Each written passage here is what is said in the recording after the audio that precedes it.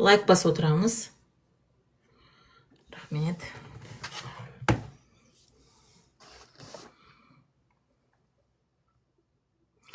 Даусым естіліп тұр ма? Жазыңыздаршы, даусым естіліп тұр ма?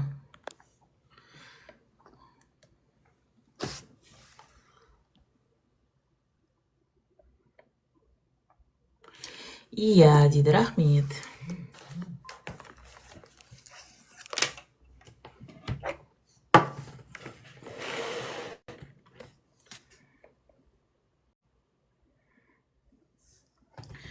Естіліп тұр, дейді. Рахмет.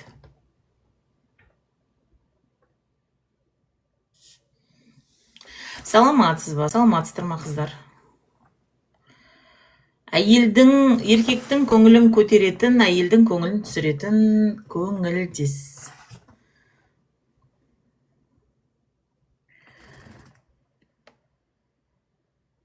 Бар ма ондай көңілдестер? Көңілдес деп тұр, көңілдес, көңілін көтереді. Еркектің де көңілін көтеріп тұру керек екен, көрдіңіздер ма? Ақшасын ғана сора бермей, еркектің де көңілін көтеріп тұру керек екен. Сөздерге мән беретін болсаңыздар. Бірақ бізде еркектің көңіліне қарайтын әйел жоқ қазір. Әйел жоқ, әйел бір жақта жүр, біреудің көңілін қарап жүр. Енесінің ба, шешесінің ба, білмеймін, баласының ба. Сөйтіп, көңілі қаралмай қалған еркектер өте көп. Еркектердің сөзін сөйлемеймін. Бұл нәрсені сырттан қарап үйренеміз. Сырттан өздеріңізді қарап үйренеміз. Көңілдестің де келу өзінің жолы бар. Себебі көңілді көтереді. Сен жасамаған нәрсені жасайды.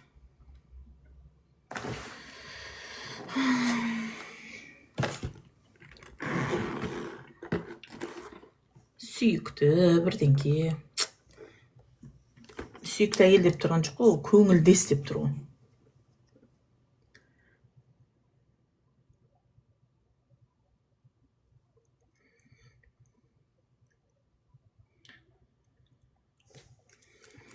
Мен осы терапия жасап жүрмін ғой, мысалы, көп адамдармен терапия жасаймын, сөйлесеміз, консультация аламыз.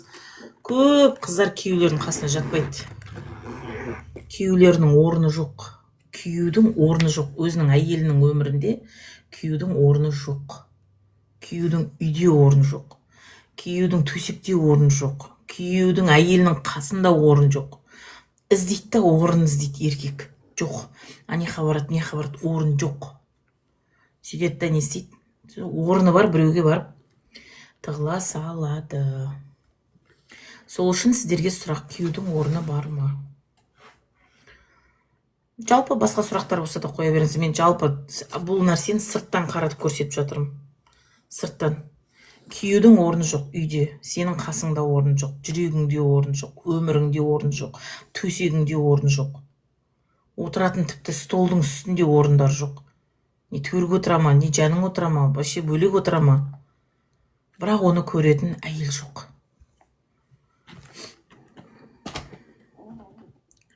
Сол үшін настроение бөліп, көңіл бөлеміз, күйеуімізге. Күйеуіміз бізге де көңіл бөлмесе, біз де андай біртүрлі болып қаламыз. Тура солай күйеулерде де сондай қыздар.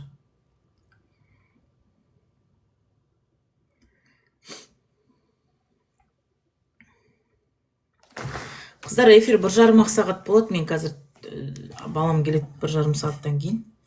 Садик келеді, астына түсуім керек болады. Сұрақтарыңыз болса қойсаңыздар болады.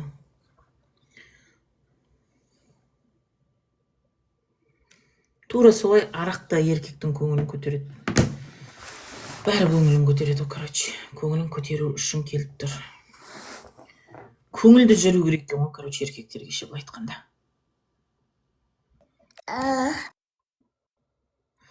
Мантики өзгере ма дейді. Өзгереді. Любой адам өзгереді, қыздар. Любой адам. Сәлеметсіз бе? Инстаграм сәлеметсіздер ме? Өзгереді. Любой адам өзгереді. У каждого грешника есть свое прошлое. У каждого святого, у каждого грешника есть свое будущее. У каждого святого есть свое прошлое, қыздар. Менде де бір святой отыр дейсіңдер ма? Менде де талай нәрсе тұрғы артта. Так что адамның түріне қарап святой деп ойламаңыздар. Менің де талай былықтарым мен қылықтарым, шылықтарым жетеді. Так что адамдардың барлық қателесуге хақы бар. Қателестік екен деп іштегі соттарыңмен соттап оны. Бір бейгүнә адамдар ұқсамай. Қалай өзгеруге болады, неден бастауға болады? Өзіңіз ба, жалпы? Болады өзгеруге, неге болмайды? Өзіңіз өзгергіңіз келсе, бірінші мақсат қоясыз. Не үшін өзгергіңіз келеді? Не үшін? Не үшін өзгергіңіз келеді?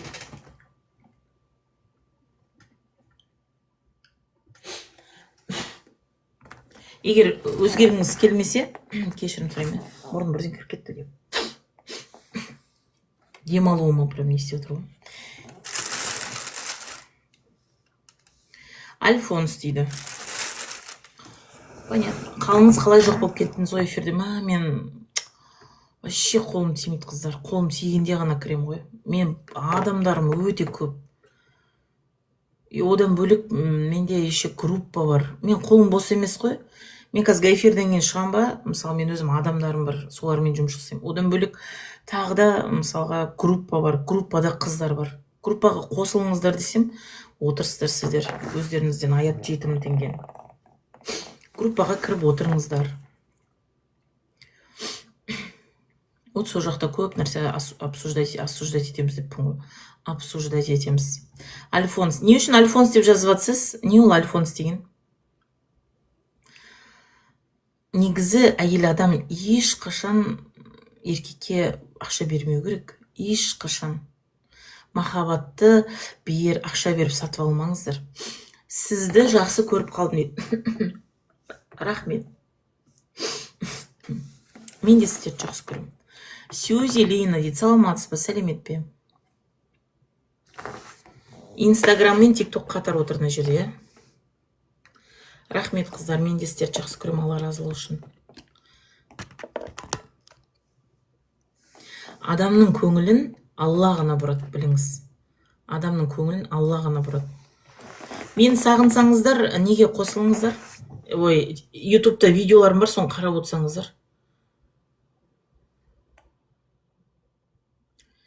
Сәлем дейді, сәлем. Қосамай жатырым ба мен сізді Инстаграм?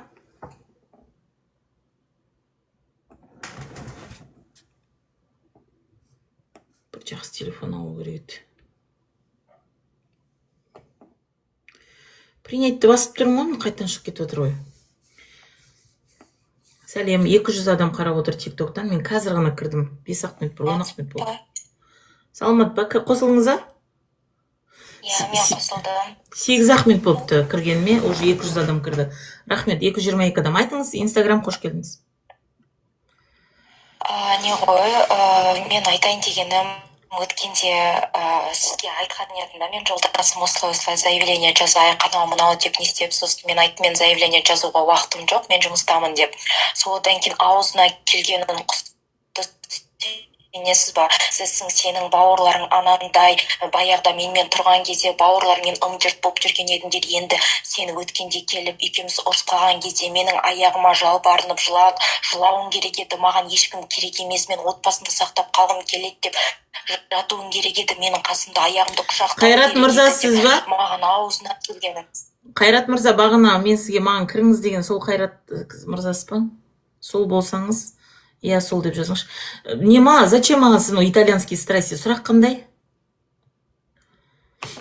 Енді менде сұрақ мындай болып тұр да, мен не істейін, заявлениемді жазсам ба, айтыңызшы, маған қайта айтып жатыр, енді жаным-ау, не істедің? Сақтап қалайын ба, айтыңызшы. Сақтап қалсаңдар шеш, енді менің эфиріме кіріп сақтайсыңдар ма эфирларым? Не жаңағы отбасыларыңды сақтай берсеңдер шеш, өздерің үйде отырып сақтай бермейсіңдер ма? Сол маған айту керек па, сол сақтау керек? Жақсы көресің ба, күйеуіңді сақта. Ертең ажырасып алып, балаларға не айтатындарыңды біліңдер. Балаға не айтасың ертең ажырасып алғаннан кейін? Қазір екі ақымақ ажырасып алып, ертең өздерің балаларың өскен кезде балаларың сұрағанда не деп айтасың? Әкең жаман деп айтасың.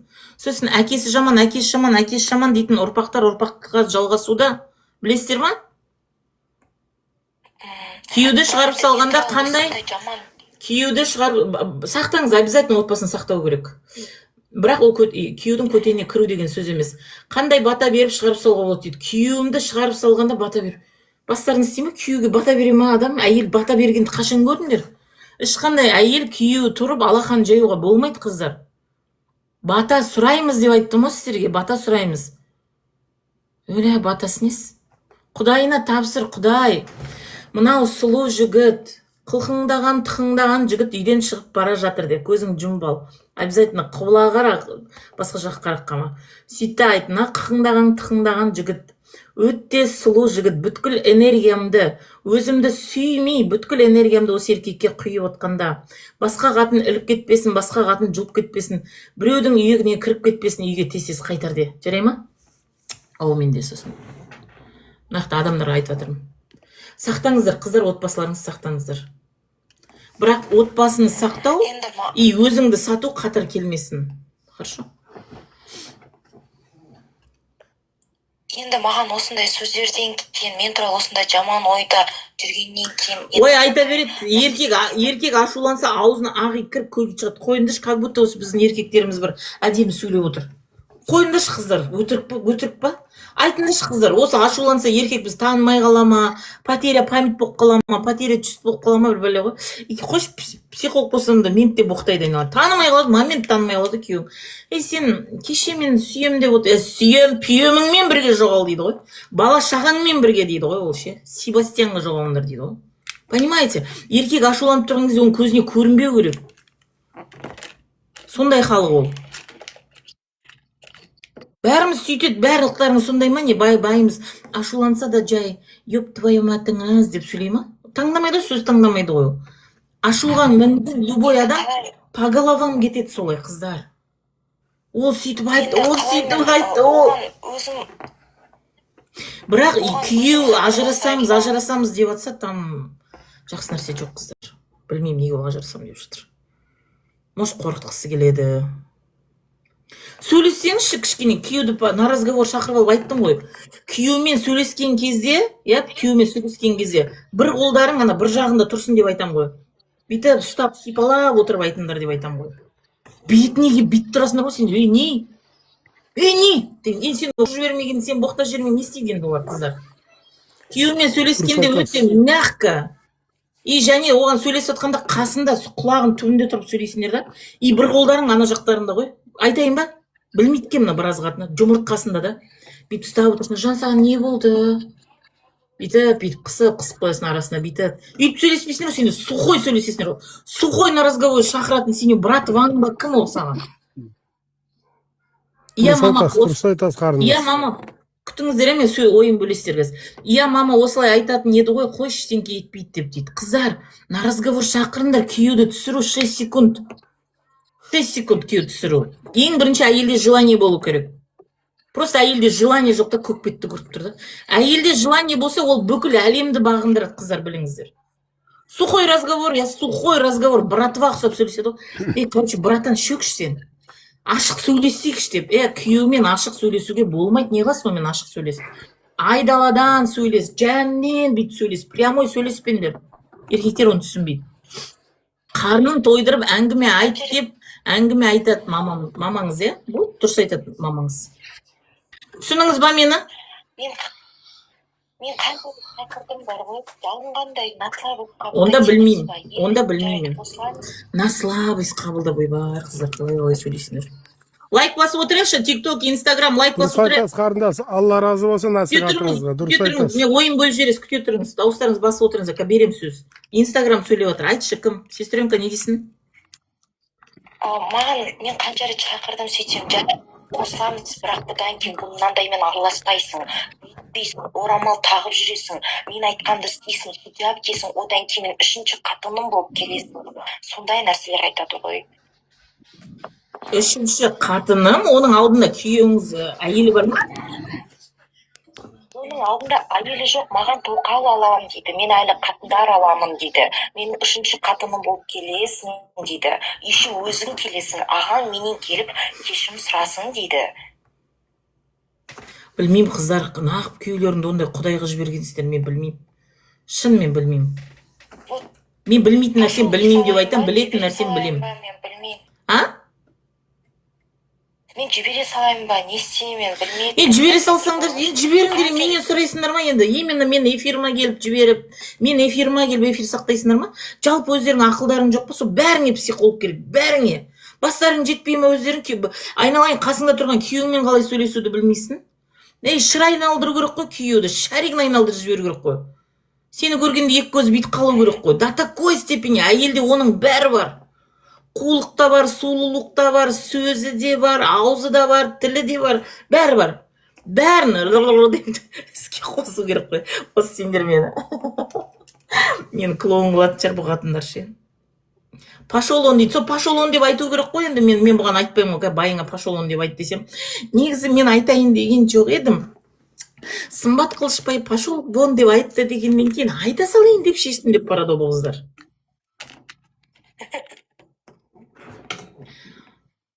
Жарайды, рахмет. Жанын шығармайсың ма, көрсетпейсің ма кім екен оның хозяйкасы? Білмейді ғой, білмейді еркектер, білмейді. Сенімен не істейді ол, алғаннан кейін не істейді ол? Әйел еркек не істейді, бірақ нәрсе керек қылады, қыздар бір данышпан болмай отырныш, бірақ нәрсеге керексіңдер болды. Бала өздеріңе керек. Как будто бір тек осы бір керемет қып бір бүйтіп домалағана ұқсап, қой өзі кешірсін, домалағана ұқсамай отырныш. Шынымен ғой, Меруерт айтшы, шынымен ғой мына қатындар. Неме біле қатындар үшін, мне жалко ваших мужей, жалко сіздер мына сөздерінен. Мен уже білем сіздер күйеулеріңізге қандай отношение жасайсыздар. Мені жынды қыласыңдар десеңші. Жынды қылсай байың, сіз нағып піл құсап не қылатсыз, дем алыватсыз? Даусыңыз басып қойсаңыз шеш, сіз мен ойын бөліп жатсыз ғой, қазір қосам сізді. Қой тұрыңыз яқта инстаграм не істеп жатырмын, иә? Акымжан, мен сізді көріп тұрмын, просто даусыңыз басып қойып деген несіз? Түсіндіңіз ғой сіз мен, иә? Күйеуді шақыру керек, білмеймін. Если ол на разговор келмейтін болса, тогда я не знаю. Араларыңыз не болған. Терапияға барыңыз, өзіңіз ұнаған психологыңызға барыңыз, шығарыңыздар. Осы сендер бізді шек байытасыңдар, сендер бар ғой. Мынандай ақымақ қатындар отырғанда біз психологтар байыған. Бір байларың ғой, айналайын ау. Спальняға кіргенін білгенің істемейсің ба, білгеніңді. Істегіштері істемей қалады ғой бұлардың. Білгенін істегіштері істемей қалады ғой. Көкірек болып қалады, басқа болып қалады. Жақсы көреді еркектер, жақсы көреді пайдаланылған, қолданылған әйелдер алдақ қойса, күлік қойса оларға. Менде сухой әңгімеге шақыратын, сіздің эфирді көріп әйел болуды үйренді қой шүкір дейді. Рахмет. Жан не істейтін білмей тұрмын мен. Жан, деші, Құдай-ай, ана екі жан деген сөздің құрбан болып кетеді ғой, құрбан. Гостиницаға шақырсай дейді. Соның басы керек қой, басы. Қанша рет айтам, үйден кетіп қалдым ба, қайта сторисқа сала бер, сторис неге, әдемі ғып фотоларын сал. Бүйтіп тұрып сал, әдейі. Негізі ол посылка именно күйеуге да, басқа жігіттерге болып жүрсе білмеймін ойларыңды. Бірақ күйеуге қосылғыларың келсе қайта соны салып, бүйтіп. Қайта, сені көре берсін да, инстаграм ашып қалса әйелі, негізі сен бөлек қой, екеуің ұрысып тұрсыңдар.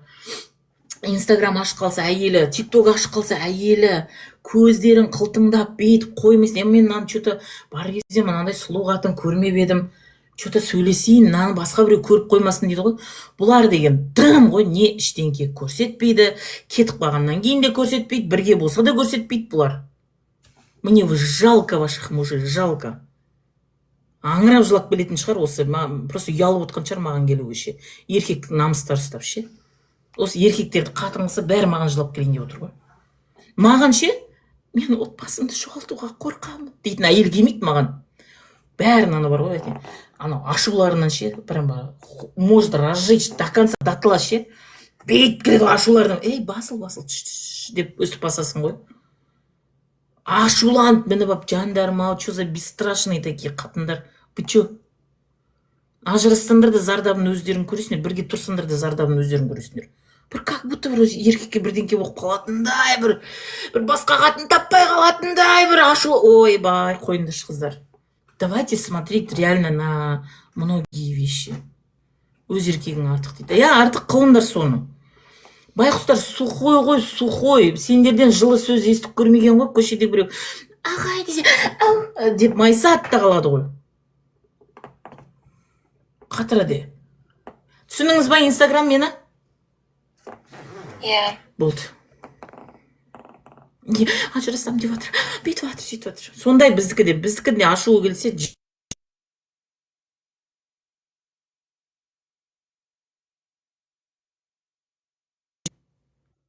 кім біреу звондап жатыр маған WhatsApp-қа, қыздар? Кім звондап жатыр, түсініп тұрған жоқпын. Байың баласын өзі бақсын, сен неге бағасын дейді. Яғни. Қазір 1 минут, я TikTok 1 минут.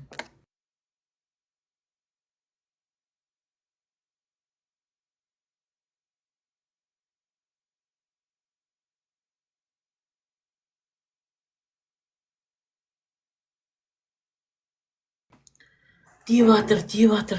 Ойбай, дей береді оларға ашуланған кезде ше, лучше с ними не связываться, олар ашуланған кезде. Жоқ болып кеттіңдер, ата ана сөздері ашуларыңызға тиеді сіздің. Кімді қосайын?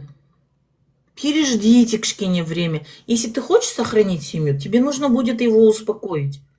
Ну, без спокойствия, как ты можешь создать спокойствие? Как? Нужно идти к спокойствию. Әңгіме, кішкене сондай настроение, сондай бір нәрсе жасау керек. Бәрден барып. Айтыңыз, кіміз? Саламатсыз. Жанно күйеу қатын алам деп өсіретіне не істеп жүрсің оған? Кіріп бір күліп алып. Не үшін күліп алдыңыз? Мен де лайк басып отырайық, 400 адам лайк басып отырайық. Сосын маған эфир қосылғаннан бері отырмын. Менің группамда отыратын қыздар жазыңыздаршы, эфир болып жатыр деп жазыңыздаршы. Мен группамда отырған қыздар эфир болып жатыр деп қыздарға жазып қойыңыздаршы, мен жаза алмадым. Айта қойып. Аяғына жалынып тұр. Езуімді жей алмай жатырмын яқтан сіз. Неге? Қанша уақыттан бері қарайсыз мені? Ой, біраз уақыт болды сол сізді қарап жүргеніме. Мендегі мынадай ғой, мен өзім білмеймін, енді күйеуім айтуы бойынша как-то сенің мінезің ербала сияқтысың дейді, андай. Енді біз енді өзіміз батыстың адамымыз ғой, сол батыстың адамы болғасын, может, грубый сөйлейтін шығармыз, білмеймін да. Бірақ өзіме нормально сияқты, бірақ күйеуім айтады, маған андай грубый сөйлеген ұнамайды, осылай дейді да, бірақ түзете алмай жатырмын өзімді. Мана да эфирде айтып жатсыз ғой, сіз ер адамға бүйтіп сөйлеу керек деп ше. Ондай сөйлеу келмей жатыр қолымыздан. Болды, маған қандай сұрақ? Қолдарыңнан келмесе маған қандай сұрақ? Просто айтайын деген. Ну, если тебе это мешает жить, конечно, тебе нужно поменяться. Если тебе это не мешает жить, было верно, күйеуіңе братан боласың ба, басқа боласың ба, ну, поверь, у тебя не будет оргазма. У тебя не будет долгого, шикарного, проникновенного, қалай білмеймін там сөздер. Ондай сенде төсек қатынасы болмайды, кірді шықты, соны убежать деген бар ғой, сондай болады. Потому что братанысың да сен оның. Да что там сен, ну что с тобой делать, да сен? Зачем тебя иметь, да енді? Ты братан же. Емес просто. Сол үшін сондай нәрседен қыздар қойыңдаршы, ондай нәрсе таки проявляется, когда чуть жена, чуть выше мужа, у нее секса не будет как положенного, қыздар. Ну, если вы на это согласны, пожалуйста. Негізі ол шаршады, сосын тұрмай жатыр. Негізі ол бүйтті, сосын кейін қандырмады деп ақтамаңдаршы, күйеулерін қойыңдаршы. Еркек деген шаршап өліп барса, көз ілініп барса да істеп ұйықтап барып, істеп болғаннан барып ұйықтайды ғой. Просто он тебя не хочет, а ты братан. Жоқ, ондайдан проблема жоқ, все нормально бізде. Так просто андай... Ондай жақтан проблема бар деген жоқпын. Бұл сізде болмаса, оны басқаларда да баршаш. Мен басқаларда естісін деп айтып жатырмын, иә? Менде просто андай ғой, эфиріңізді ютубқа қоясыз ба дейді. Бір-екі эфирларым кірмей жатыр, что-то ютубқа, білмеймін. Сол үшін мынандай эфирларды қарап отырыңыздар. Барлық эфир, барлық нем скачиваться етілмей жатыр, білмеймін. 2 күн болып айналып тұр ше. Барлық емес. Сол үшін эфирларды не істеп отырыңыздар. YouTube қойсаңызшы дейді. YouTube өткізсе қоям қыздар. Бір 2-3 эфирім тұр, не қылған жоқ. Өтпей тұр. Айта ғой, күміс сұрақ бар ма? Болды, ешқандай ештеңке жоқ дедіңіз ғой, мен сізге ештеңке айта алмаймын, болды. А как это поменять дейтін болсаңыз, тогда другой вопрос. Вы сказали, сен не еркек сияқтысың деп айтты. И что дальше десем, сіз айтасыз, мен болды, нормально білмеймін дейсіз. Болды, жүре беріңдер солай. Саламатсыз ба? Айтыңыз, Асемгүл, қош келдіңіз. Сізде бір алдында эфиріңізге кірдім да. Сосын андай без настроения отыр едім ғой, ұрысып жібердіңіз ғой. Шығып кеттім ғой. Содан кейін қазір күлкімді жия алмай отырмын ғой. Отбасын сақтап қалуға болады негізі да, жаңағыдай айлаң болса, нем болса да, балдарың үшін. Ертең дұрыс айтып отырсыз, балдарға ақыл керек, ертең үйленеді ол, келін аласың мысалға да. Сонда не айтасың деді да. Соны ойлап қалдым да, есіме келді да уже. Негізі ең бірінші сол өзінің сені сүйетін адамың сол саған кетпейді да, ол ешқайда да, сен өзіңе байланысты, әйелге байланысты. Махаббат, отбасылық ой бар, тек махаббаттан. Әйелдің айласы. Все, рахмет сізге. Дұрыс айтасыз. Сізге сол алғысымды айтайын деп едім ғой, өте күшті да. Алғысымды айтайын деп келдім. Мен үшін дұға етіңіздер. Алғыс айтқыларыңыз келсе, сырттай дұға етіңіздер. Сырттай. Бірінші очередь дейді. Сұрақ қазір инстаграммен отыр. Асемгүл, рахмет сізге. Егер ұрысып тастаған болсам, ренжімеңіз, иә? Мен солай қатты сөйлеймін кішкене. Жоқ, ренжіме. Ол ұрыстың өзі бізге ақыл болады да. Рахмет. Мынау 11.000 лайк тұр, 270 адамға. Қараңыздаршы, активность түсіп кетті. Жаңа 560 адам болған. Активность 2 есе түсіп кетті, қыздар. Давайте көтерекші лайкты 100 мыңға. И бір подарка жіберіп қойыңыздаршы. Бір подарка. Сәлем, қазір күте тұрыңыздар, инстаграм қосылды. Назерке күте тұр, аха. Айтыңыз. Саламатсыз ба? Сәлем. Менің сұрағым қандай сұрақ қойсын? Қайсысынан бастадым мен тұрған, короче, күйеуіммен түсініспеушілік соңғы кезде. Соңғы емес, жалпы екеуміздің көзқарасымыз екі түрлі сияқты өмірге. Ну, это так и есть, дұрыс. Нормально отбасыда солай болу керек, екі көзқарас, это нормально. Жоқ, бір-бірімізге андай факт үйленбей тұрып, бір мынау деп мен онша мән бермеген ба? Мен өзім қазір ойланып қарасам. Қазір 1 минут.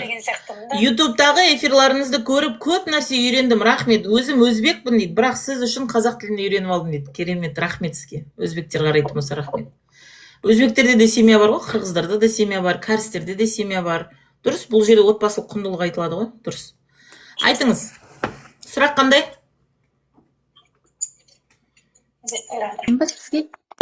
Назерке, қазір күте тұрыңыз, инстаграм сөйлеп отыр.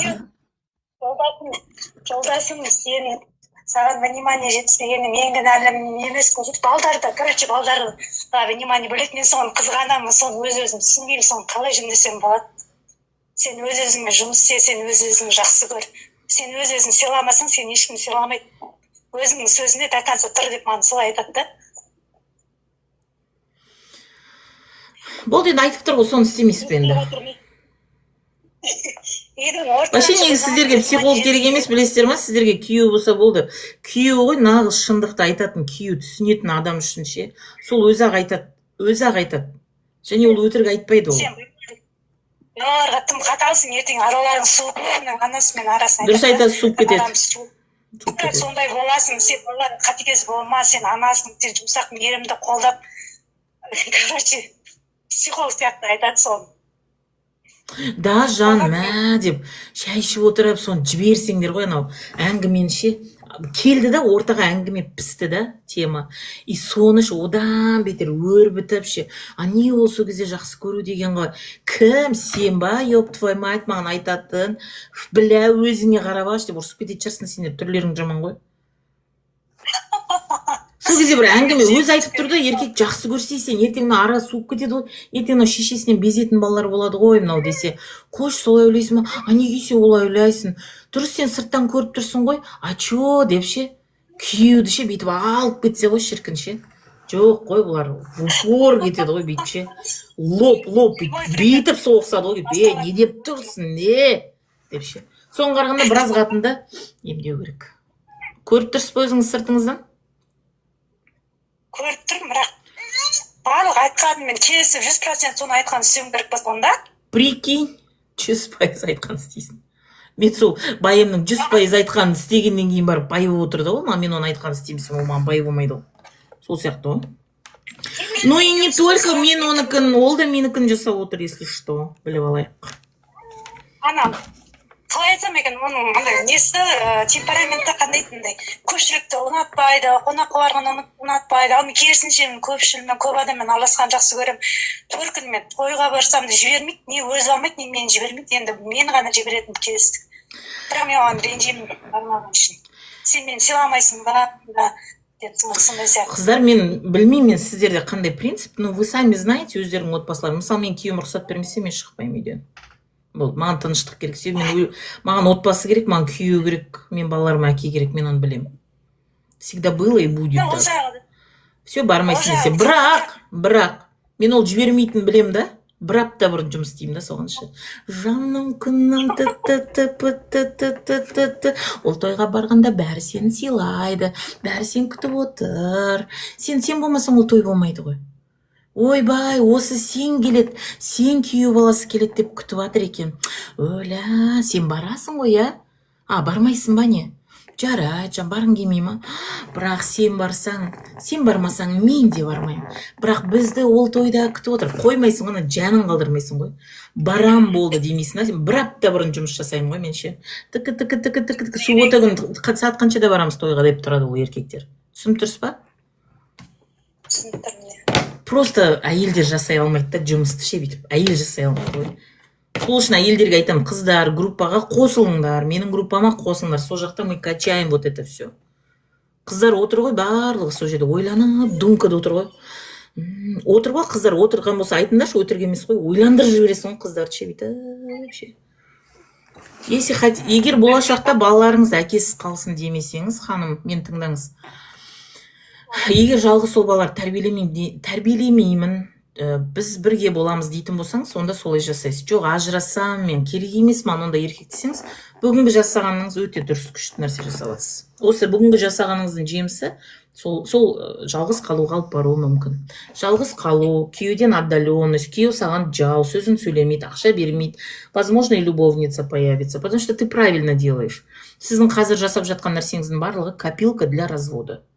Сол жасап жатқан нәрсеңіз сол копилканы толтырып жатыр. Хорошо? Хорошо. Назерке, группаға қосылыңыз, ханым, сізде сұрақ көп. Группаға қосылыңыз, сол жақта біраз шаңдарын қағып алайын. Сәлеметсіз, мен айтайын деген, мен жолдасыммен 12 жыл отау құрдым, мен тұрып жатырмын қазір, 2 қызымыз бар. Сол жаңағы күйеуімнің көңілдес пайда болды, осы 12 жыл уже мешайт жасап келеді уже арасында. Кездесек, анау... Бір минут. Инстаграмда жазып жатыр, отырмыз дейді, но группадағы қыздар ғой біздің. Миымыз қозғалып бастады, тіліміз майланып бастады дейді. Рахмет сізге, Салтанат. Мәз болып қалсаң. Айта берейін бе? Назерке айтыр, сұрақ қойшы.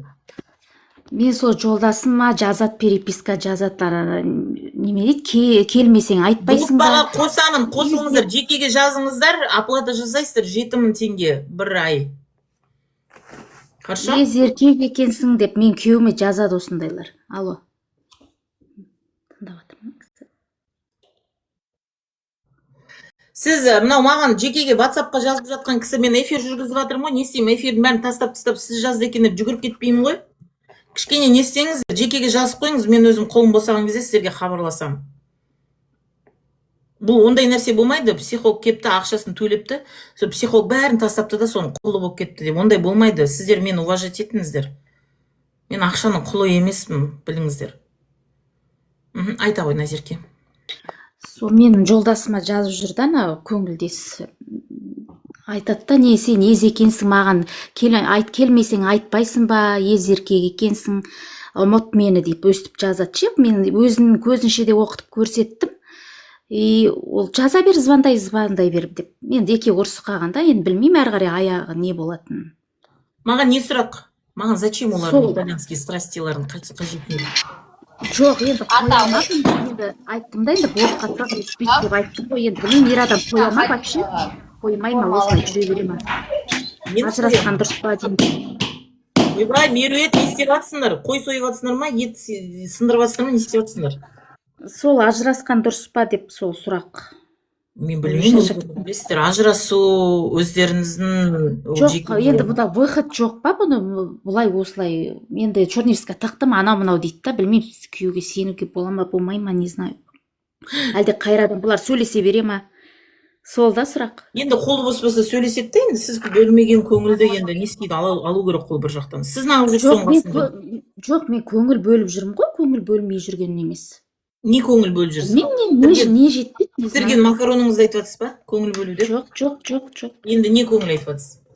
Подписаться етіп отырайық, адамдарға поделиться. Жоқ, айтамыз ғой, жылы сөзімізді айтамыз, айтпай жатқан. Мен айттым ма, неге оған жазасың? Неге маған жазбайсың? Көміп тастайсың ғой. Жылы сөзді айтпайды, жылы сөзге көміп тастайды еркекті. Көміп тастайды, ана көзі, шашының ұшы көрінбей қалу керек. Естілмей кетті даусыңыз. Міне осындай кезде естілмей қалады, көрдіңіздер ма? Уже эгоның өзі айтып тұр, естілмей тұр деп жатыр. Еркекті жылы сөзге көміп тастау керек қой, көміп. Бірақ сразу айтамын, ниет түзу болу керек. Шынайы айту керек. Қолы дөу ма, қолы дөу деп айт. Отвертканы өлтіріп анау, жаңа шыңғыртып атады ғой, нені ше? Шуруп па не? Анау шуруп деген қуанып атады ғой сен, ананың күшінен кіріп атқан. Соны сипаттап тұрып айтып, соны қоймай айтып, потому что ол жасап жатыр да, реальный нәрсе, жоқ нәрсені өтірік бүйтіп.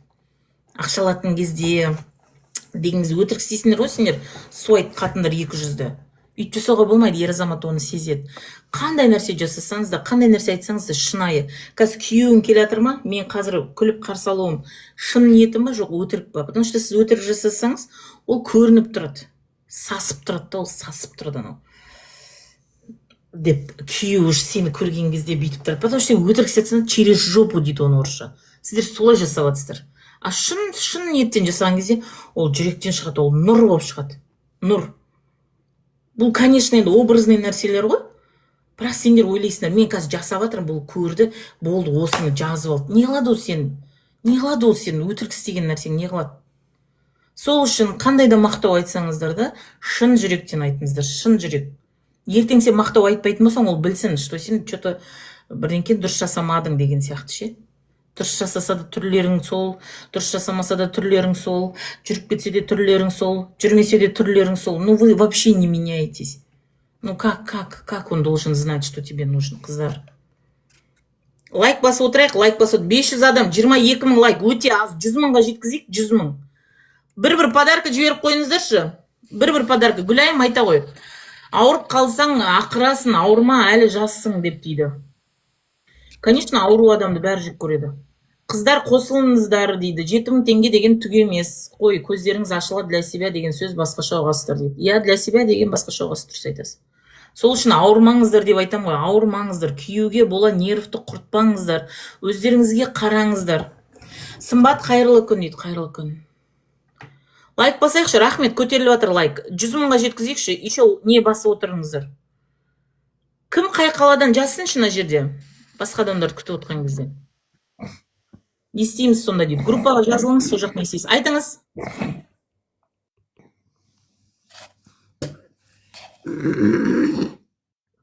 Ақтөбе дейді. Ақтөбе, рахмет сізге. Алматы дейді. Күшті Ақтөбе қарап отқан болса. Алматы, Көкшетау, Меркі. Мен де Меркенская. Мен де Меркінің қызымын, қыздар. Қызылорданың келінімін. Күйеуім Қызылорданікі. Қазығұрт дейді. Әні, Арыс, Ақтөбе. Бүткіл Ақтөбе қарап отыр ғой мен. Түркістан дейді. Өте күшті. Тағы да Меркі. Жазира, Меркі. Оқты, қай жеріне Меркін? Мен қораласпын, қыздар. Бурабай, Сарағаш, Алматы, Теміртау, Арыс, Бейнеу, Ақтау. Правильно говоришь. Тағы не деп тұр яқты? Меркіден сәлем. Сәлем, қыздар. Қызылорда, оқты. Сәлем бердік, е? Алматы, Теміртау, Ақтөбе, Алматы. Құдай-ау, қолдар. Бурабай, Қырғызстан ба? Нені? Кірігі деген. Гүлай, айта ғой. Ақтөбе, жандармау. Атырау дейді, неқта. Инстаграм сізде жазып қойыңыз. Атырау деп қояды, неқта Инстаграм. Неқта да Атырау дейді. Жетісай дейді. Рахмет, қыздар. Алматы, Ақтөбе.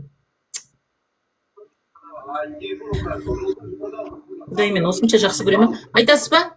Степногорск дейді. Меркі дейді. Әнні. Меркі. күшті меркі қарап отқан болса. Негізі мен өзімнің арман мақсаттарым ішінде бар. Болашақта өте атақты бір психолог болатын болсам, меркінің атын шығарғым келеді. Өзім атам атын шығарғым келеді. Атам аты жазылып тұр ғой енді.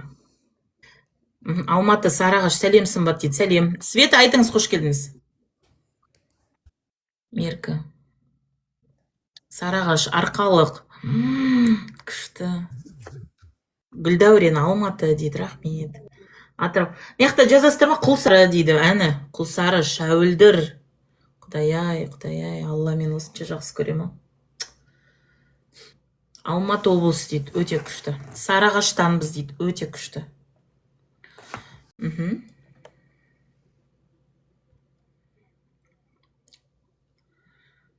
Күшті, менің жерлестерім де қарайды екен.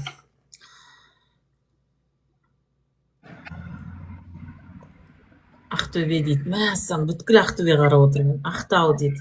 Тағы да жазыңыздар, Инстаграм. 2 адам жазды ғой Инстаграмнан. Бакуля айта ғой. Ақтау дейді. Саламатсыз ба? Сәлем. Мен даусым естіліп тұр ма сізге? Естіліп тұр. Мен сіздің эфирлеріңіздің бәрін көріп отырамын. Құдайға шүкір. Проблема болады, бірақтан жеңілден шешіліп кетіп жатыр. Эфирлеріңіз өте керемет. Негізі көпке үлгі жансыз деп айта аламын. Осылай күйеуді көбірек қолдануды көбірек айтсаңыз екен деймін. Айтамын. Қалдырмай көбірек эфирлеріңізді. Заңгер болса обязательно түріне қарайды. Менің сыртымнан бір істеп жатыр деп ойлайды да олар. Түрін көрсетпесе заңгер саған жауап бермейді ешқашан. Рахмет, Бакуля. Гүлдәурен, айтасыз ба? Бағила, айтасыз ба? Даусыңыз басып қойдым, Бағила. Жұмыста отыр ма? Шай ішіп жатыр ма? Эфир 1 сағат болады, 1 сағаттан эфирді өшіремін. Айтыңыз, кім? Гүлмира, София, қайсыңыз? Қай қаладан болдыңыздар ма? Жазып 430 адам, бір 100 адам жазды ғой. Жазсаңыз ба шығар? Аяйсыздар ма? Құдай-ау. Саламатсыздар ма? Сәлем. Менде бір сұрақ болып тұр, сұрақ қойсам болады ма жалпы? Қарағанды болады әрине, сол үшін отырмын ғой. Инструкция по использованию мужчин деген эфирді қайтадан жасауға бола ма? Хорошо, жасаймын. Мен сізге рахмет айтам, Аллах разы болсын. Шынымды айтайын, ризамын, прям ашығып и в точку айтасыз. Сізге де тіке айтып тұрмын да, енді мақтағанымда емес, басқа емес, көрген нәрсемді. Жаңа нелеріңізді көріп отырам, жаңа қысқаша осындай видеоларыңызда нелеріңізші. Сол. Енді менде сұрақ, менің жолдасым маған екінші әйел алам деп бастадшы. Сосын мен жоқ деп, не істеп, хайвай шығарып, ана мынау болды енді менде. Ол алған жоқ әлі бірақ. Не істейді ол демейсің ба? Не істейді ол демейсің ба? Екінші әйелі келсе, не істейді демейсің ба? Сол өзі айтады. Не істейді ол деп тұрмын ғой, сөйтсем, жоқ, мен жанымда жүреді, осындай бір нәрсе әйтеуір неше түрлі нәрселер айтып кетті. Сосын мен өзімнің ағаларыма айттым. Ағаларым, в общем, оған звондады, туда-сюда. Сөйтіп настроение түсті, енді ана мынау, енді сәл-сәл жақсы болып келе жатырмыз, шүкір. Бірақ дальше мен не істейін, осыны мен сізден сұрайын. Ол әйелді ертіп жүретін болса, сізді не істейді? Сіз не үшін жүрсіз сол жақта? Оның қасына еріп жүрмесеңіз, соған қарағанда сіз тек бала қарап отыратын сияқтысыз ғой, иә? Мен біріншіден балаға қарап отырам, екіншіден мен күйеуімді қатты жақсы көремін. Менің күйеуімнің настроениесі болмаса... Вот керек емес қыздар, вообще еркек жақсы көрудің қажеті жоқ. Оның настроениесі болмаса, менің настроением болмайды. Оның настроениесі болса, менің настроением болады. Ну, понятно, почему он берет вторую жену. Уже понятно. Байланып қалған мен қатты. Соны айтыңызшы, қалай істесем болады? Балалардың бәрін садиққа неге өткізесің, күйеуіңнің қасында отырасың ғой. Күйеуің қасында жүресің ғой. Жаным ау сол. Мен баламды жалғыз қалайын деп отырсың ғой.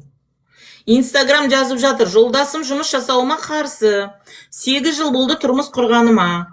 2 баламыз бар, ақша тапсаң құтырып кетесің дейді. Дұрыс айтады. Болды, күйеуді тыңдау керек, қыздар. Мен бірінші бұл эфирға шықпай жатып, мен өзімді күйеуіме сатқанмын, қыздар. Мен мынандай нәрсе айтқым келеді адамдарға. Мен мынау үшін жұмыс жасағым келеді. Жан, ол да мені қызғанды. Басында мені білетін адамдар болатын болса, мен эфирді күйеуіммен бірге отырып жүргізгем, потому что ол қызғанды да мені. Бірінші қызғанды, анау сөйлейді. Обязательно сөйлейді ғой, сұлу келіншек болғаннан кейін. Қазір еркектерде арсыз ғой, күйеуің бар ма, үлкенсің ба, не ма, қарамайды жаза береді ғой, бет албатты.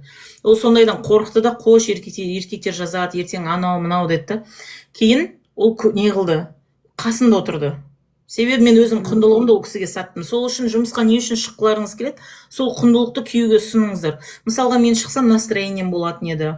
Мысалға мен шықсам сергіп қалатын едім. Мысалға мен шықсам балалар менен демалатын еді, мен балалардан демалатын едім. Потому что я очень сильно растворяюсь в детях, и это мне мешает. Это мне мешает быть твоей женой. А я хочу андай кішкене көңілім ауланғанын қалаймын жан. Көңілі ауланған әйел саған да жақсы болады. Сосын көңілі ауланған әйелмен бүгін есі ауысқан жаңағы өзін танымайтын, үйде не істерін білмей отқан қатын екеуінің разницасы қандай болады. Соны айтып қойыңыз. Сосын күйеу негізі ол да ой, иә деп ойланатын болады. Бізде беретін құндылық жоқ, жұмысқа шығам дедім шығам, барам дедім барам дейтін құндылығы жоқ қатындар көбейді. Сосын еп твой мать деп ұратын байлар көбейді қазір. Түсінесіздер ма?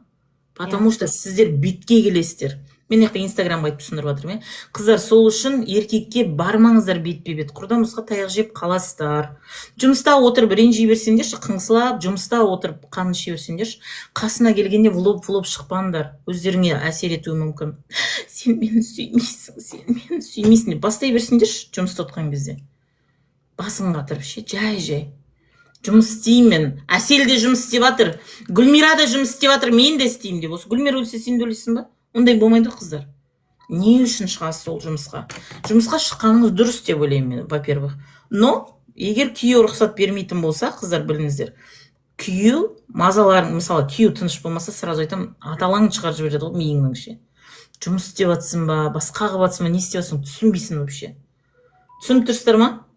7.000 салсақ, қалған уақытта кіріп сізден кеңес алсақ бола ма? Оны басқа адамдар істей ма, или екеуміз ғана отырамыз эфирде дейді. Қандай эфир түсінбедім мен? Қандай 7.000 теңге? Қыздар, не туралы айтып тұрсыздар? 7.000 теңге деген ол группа. Группада отырасыз, кез келген сұрағыңыз қоясыз, мен ғана жауап беремін ол сұраққа. Мен сұрайыншы. Сіздер 7.000 теңге төлеп алып, мен 7.000 емес қой, мен бір сағатым 70.000 теңге тұрады, қыздар. Елдер төлеп кеп жатыр ғой. Бір сағат менімен сөйлесем десеңіз, 70.000 теңгені төлейсіз, аласыз, пожалуйста. Ал 7.000 теңгеден әшейін ол группа. Ол группада қыздар осы 70.000 теңгені аламай жатқандықтан группада отыр. Түсіндіңіздер ма? Инстаграм түсіндіңіз ба? Күйеуге жұмысқа шығу үшін, не үшін жұмысқа шығатыныңды сен ұсынасыз. Сосын сразу айтам, күйеуге айлықты бермеймін. Себебі әйелдің айлығы күйеуді әлсіретеді. Мысалға мен ақшамды бермеймін күйеуіме. Бірақ күйеудің ақшасын бәледей жаратам. Сұрасам бола ма? Мына нәрсе, мына қараңыз, енді жаңа айттыңыз ғой, балалар садикке береміз деп, иә. Енді жарайды, мен садикке орналастырайын деп жатырмын, документ бәрін тапсырып қойдым, балалар сабаққа барады. Өзім фитнеске барып, өзім фитнеске жазылып, одан кейін тағы қосымшама жаңағы онлайн сабақтар бар ғой, мысалы курстаршы, тіл бойынша сондайлар оқып, кішкене солай ізденіп, солай бастасам, кішкене энергиям бөлінеді ғой деп ойланып тұрмын да, негізі. Сол дұрыс шығар, иә, негізі жалпы. Білмеймін. Не үшін жасап соны? Фитнеске барып, кішкене өзімді, мен бірақ азып жатырмын, өзім қазір. Сендер фитнесқа бару үшін обязательно екінші қатын келу керек пе? Бала бара берсеңші былай. Жоқ, ол келу үшін емес. Вообще әйел бақытты болам деу үшін обязательно 90-60-90 фигура керек емес. Не вас сен 90-60-90 фигураны егер қимылдата алмасаң оны? Жөндеп оны іске асыра алмасаң. Бар денеңді пайдаландырып алшы, сенкі бар денеңді.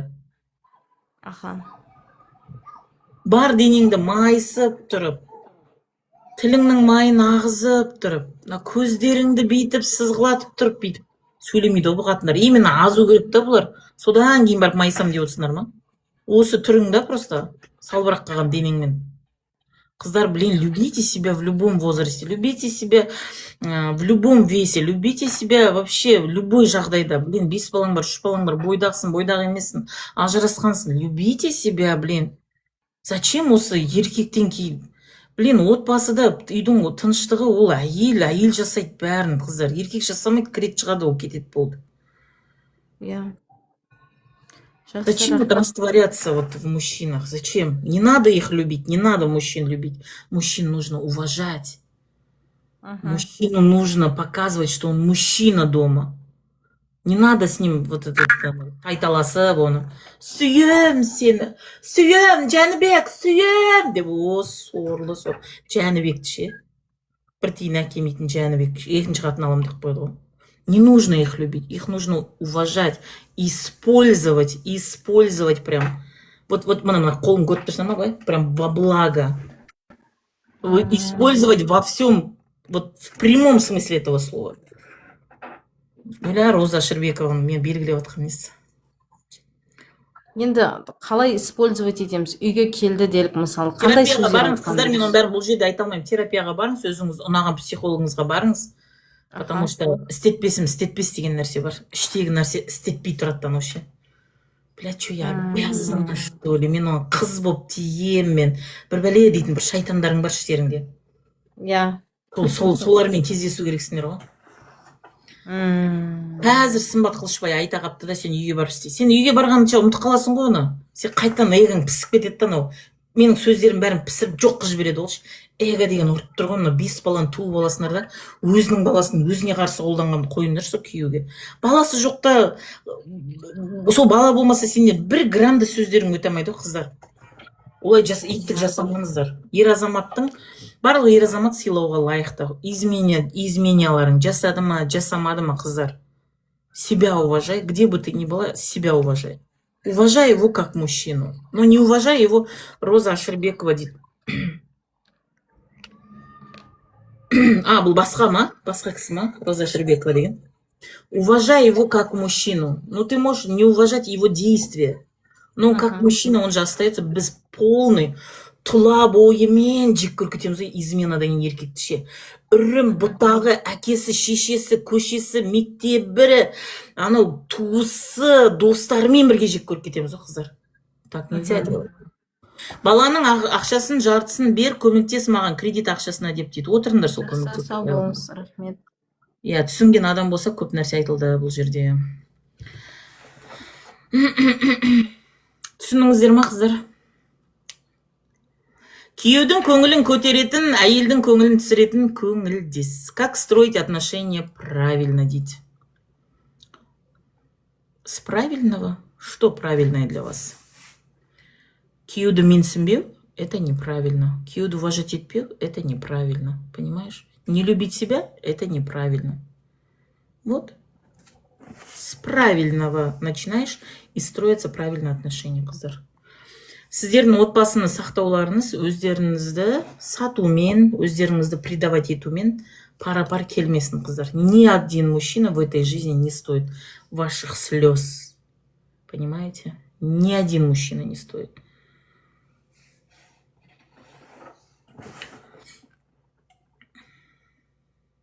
Сәлеметсіз, жеке консультация керек еді қандай? Керек адам өзі жазып алады ғой. Психологқа баратын едім деп жазбайды, психологқа баратын адам. Қоламаңдар, қыздар. Әлсіз күніміз жоқ дейді. Да, вы прав. Мөлдір айтасың ба? Саламатсыз ба? Бағана айтып жатыр ғой, Не болды, набышық кеттіңіз? Сәлем. Керек адам өз жеке жазады, қыздар жеке жазбайды. Ой, мынандай жерге жазбайды. Ерігіп жүрген біреусіңдер ғой шын. Группаға қосылыңыздаршы, группаға қосылыңыздар. Я вам прям советую, сол жақта керек сұрақтарыңызды қойыңыздар. Хорошо? Қосшы дейді. Қосшы дегендерді қоспаймын мен. Уже ниетіңіз дұрыс емес. Мен біреудің эфиріне бар, қосшы деп жаз істемеймін мен. Айтыңыз. Нурила айта қойыңыз. Алло, саламатсыз ба? Чимкент қаласынан боламын мен. Өте қуанышты. Жолдасыммен. Даусым естіліп жатыр ма? Қосшы дегендерді уже блоктап тастаймыз. Маған бір жақсы модер керек еді, сразу өзім сияқты ше мынандай. Естіліп жатыр. Ханым, сұрақ. Иә.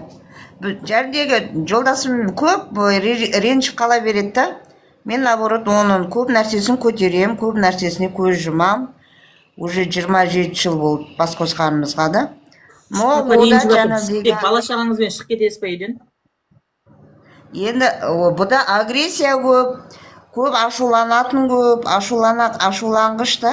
Наоборот, как женщина, мен қайта мен истерика жасамаймын да. Агрессия мен ренжу екеуі екі түрлі нәрсе ғой. Агрессия деген ол гнев қой.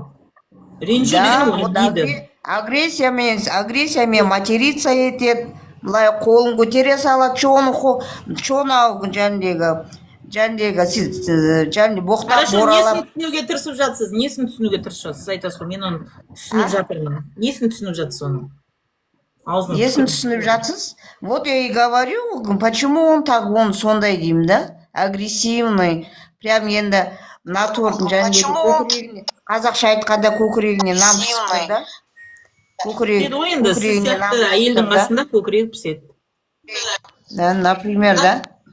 Енді мен ойлаймын, жәндегі өзімнің психикасын миының жеп тұрған жері ғой деймін да. Бопты, маған не сұрақ? Соны айтып жатырмын, неге ол ондай деймін да, неге ол ондай деймін да. Мен сізге жаңа жауап бердім. Пока вы такая, он будет таким. Понимаете? Какая я? Вот какая Мен вы енді соны, спросите? нет, Вы енді себя ол спросите? маған Не нужно его агрессиямен понимать. шыққанда, Не мен де нужно. шабуылға шығуым керекпін ба сонда? Оған? Білмеймін, өздеріңіз Атақаға. шықпеңіздер, маған не қыласыз соны айтып. Мен білмеймін, қыздар. Енді сізге мен қосыл. Асёка, айта ғой. Мужчина делает ровно то, что сәлеметсіз бе, позволяет қалайсыздар? ему жена. Блин, что позволяет ему женщина. Вы сами позволяете к себе такое недостойно, непристойное отношение, и потом айтасыз, и не істеуің керек, мен жылышуым керек па, жылышуым керек па деп. Боқпаса, ёб твою мать деп, балаларыңмен бірге сорлы болып соның алдында. Сосын не істейді мынау сорлылардың заманы, бақытсыздардың заманы бітпейді мынау. Үндемеуім керек деп. Үндемеумен, мысалға бізде әйелдер или үндемейді, или төбелеседі. Болды. Или шыдайды, или ажырасады. Айналайын, ортасы бар ғой, соның ортасы бар ғой. Үндемейді, или төбелесем дейді, ортасын білмейді. Ортасы бар ғой оның. Құрысын ары ұрып дейді. Асёка, айта ғой, сұрақ. Лайк басайықшы, лайк. 100 мыңға жеткізейікші лайкты. 626 адам отыр.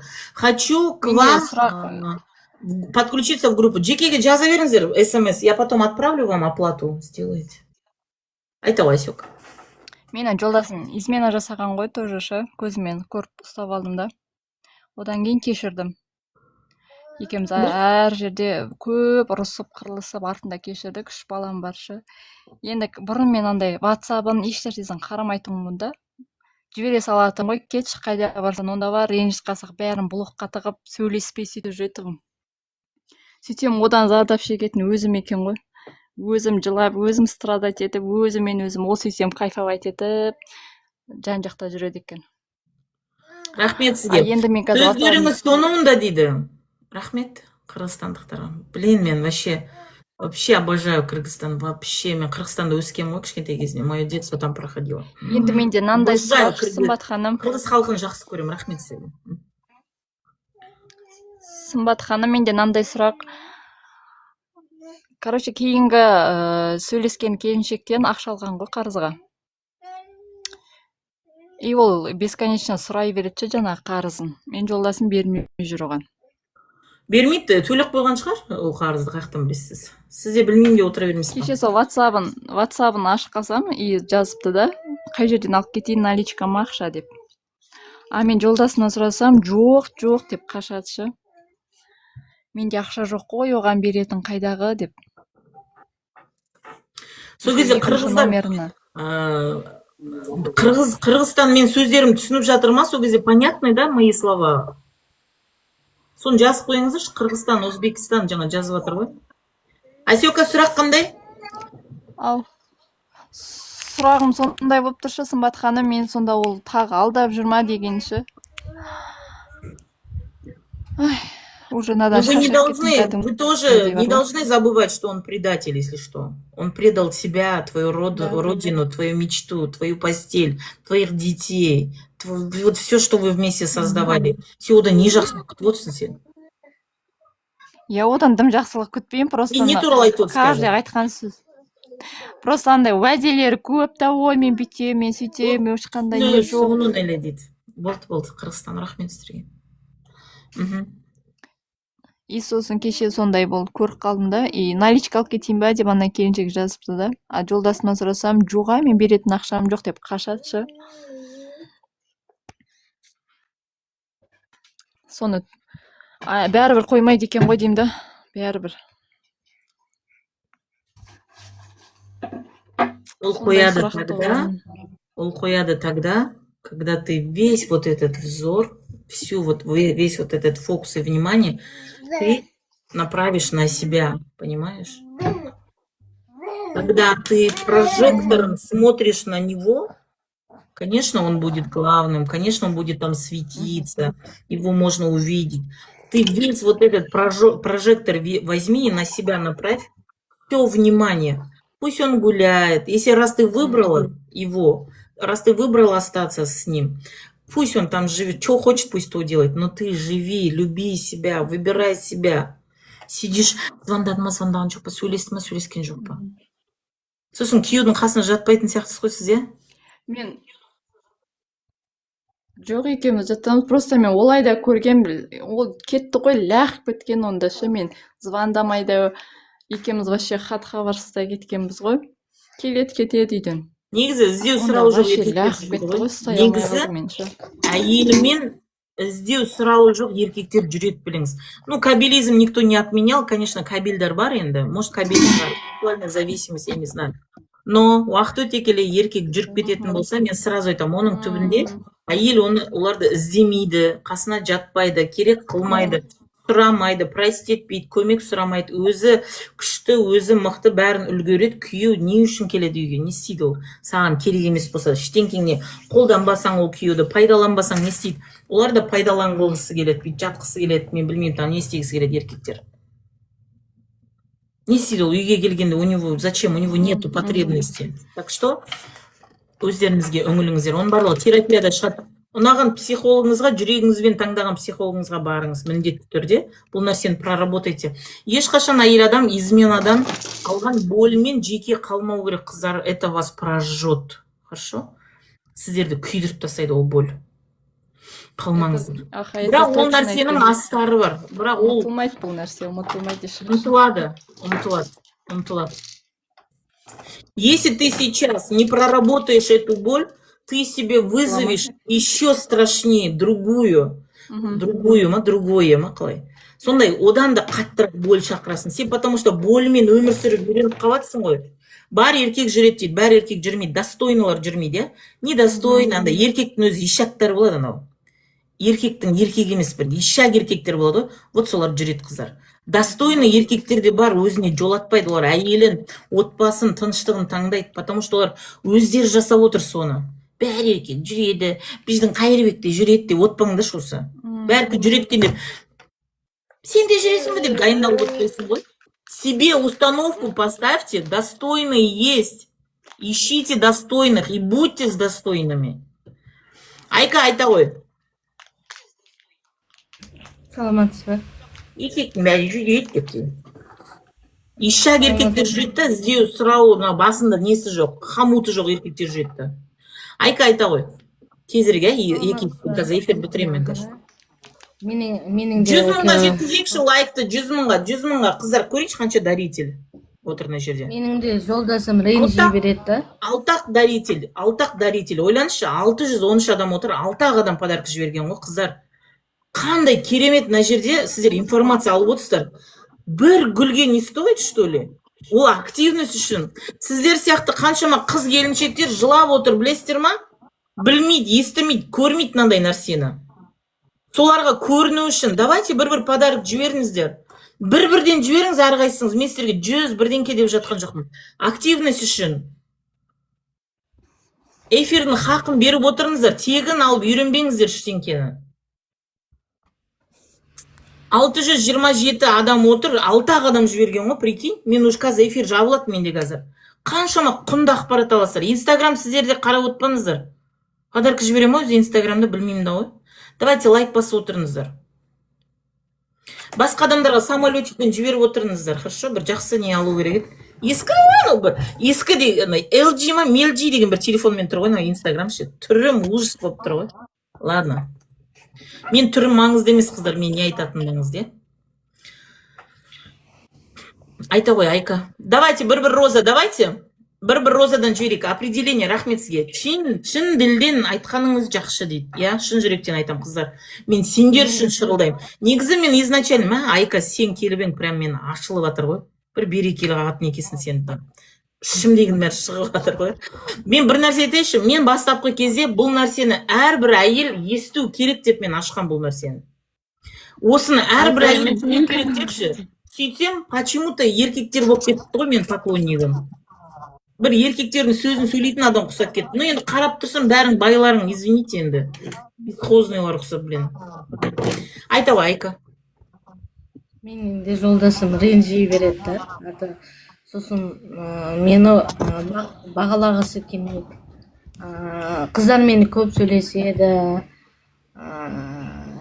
Сондай көп ренжиді. Не деген қолы болса ол? Не деген қолы болса ол? Саусақтары сықыр еді. Кім? Айка?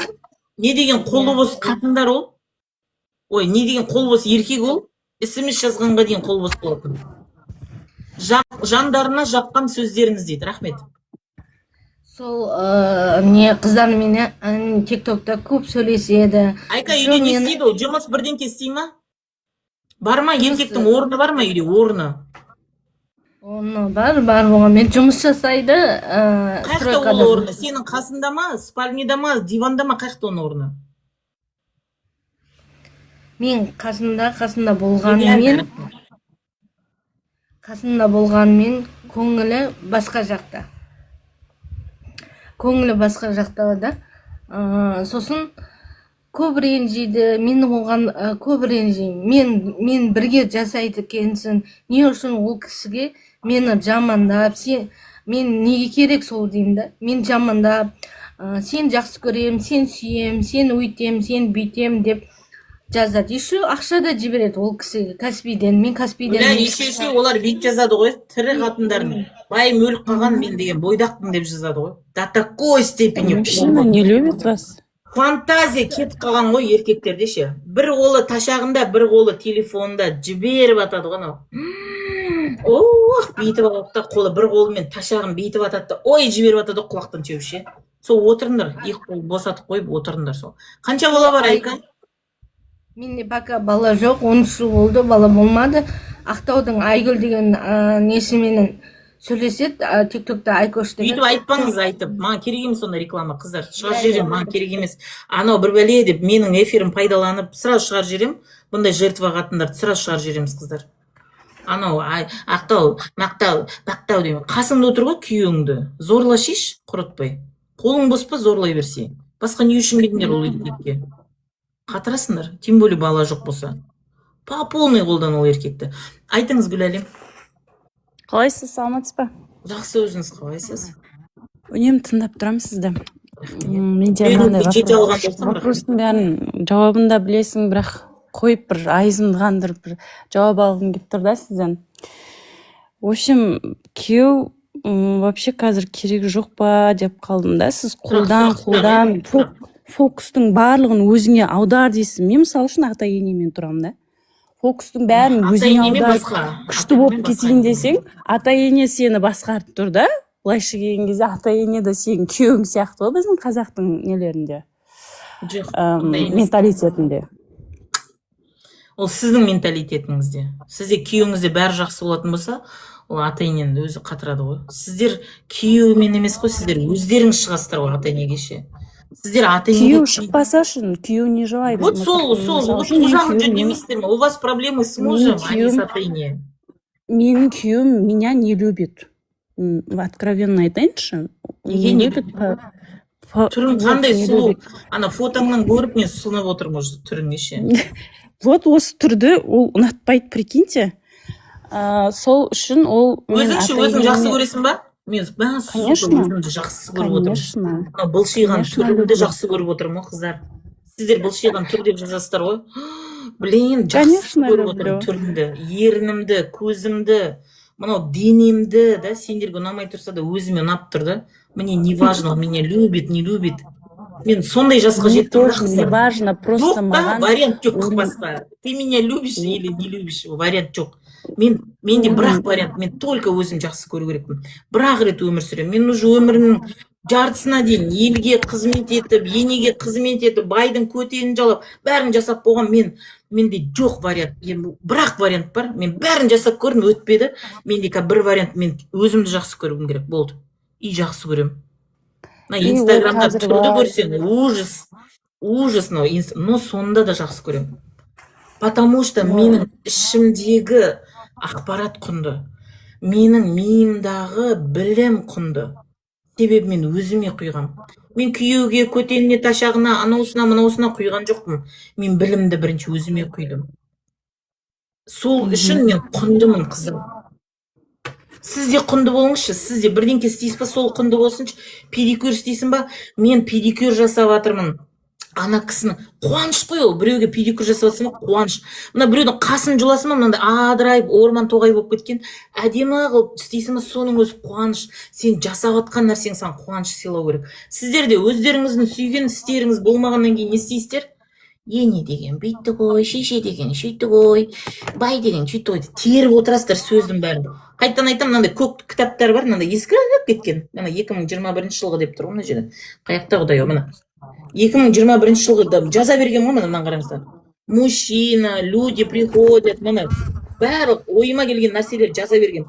Тура осына әйелдің ішіне көк кітабы болады, қолында көрінбейтін, қайтадан айтам, деді. Енем, қайнатама деп деді, опық деп сық деп қарақ қылды. Бүйтіп өзі іздеп отырады, жоқ қой, басқа жұмысы жоқ та, оны ше. Бүйтіп қарап отырады іздеп. Қайным бүйтіп айтты деп. Потому что сізде жоқ, арман жоқ, мақсат жоқ. Ну кто будет тобой дорожить, детка? Ты собой дорожи, ты.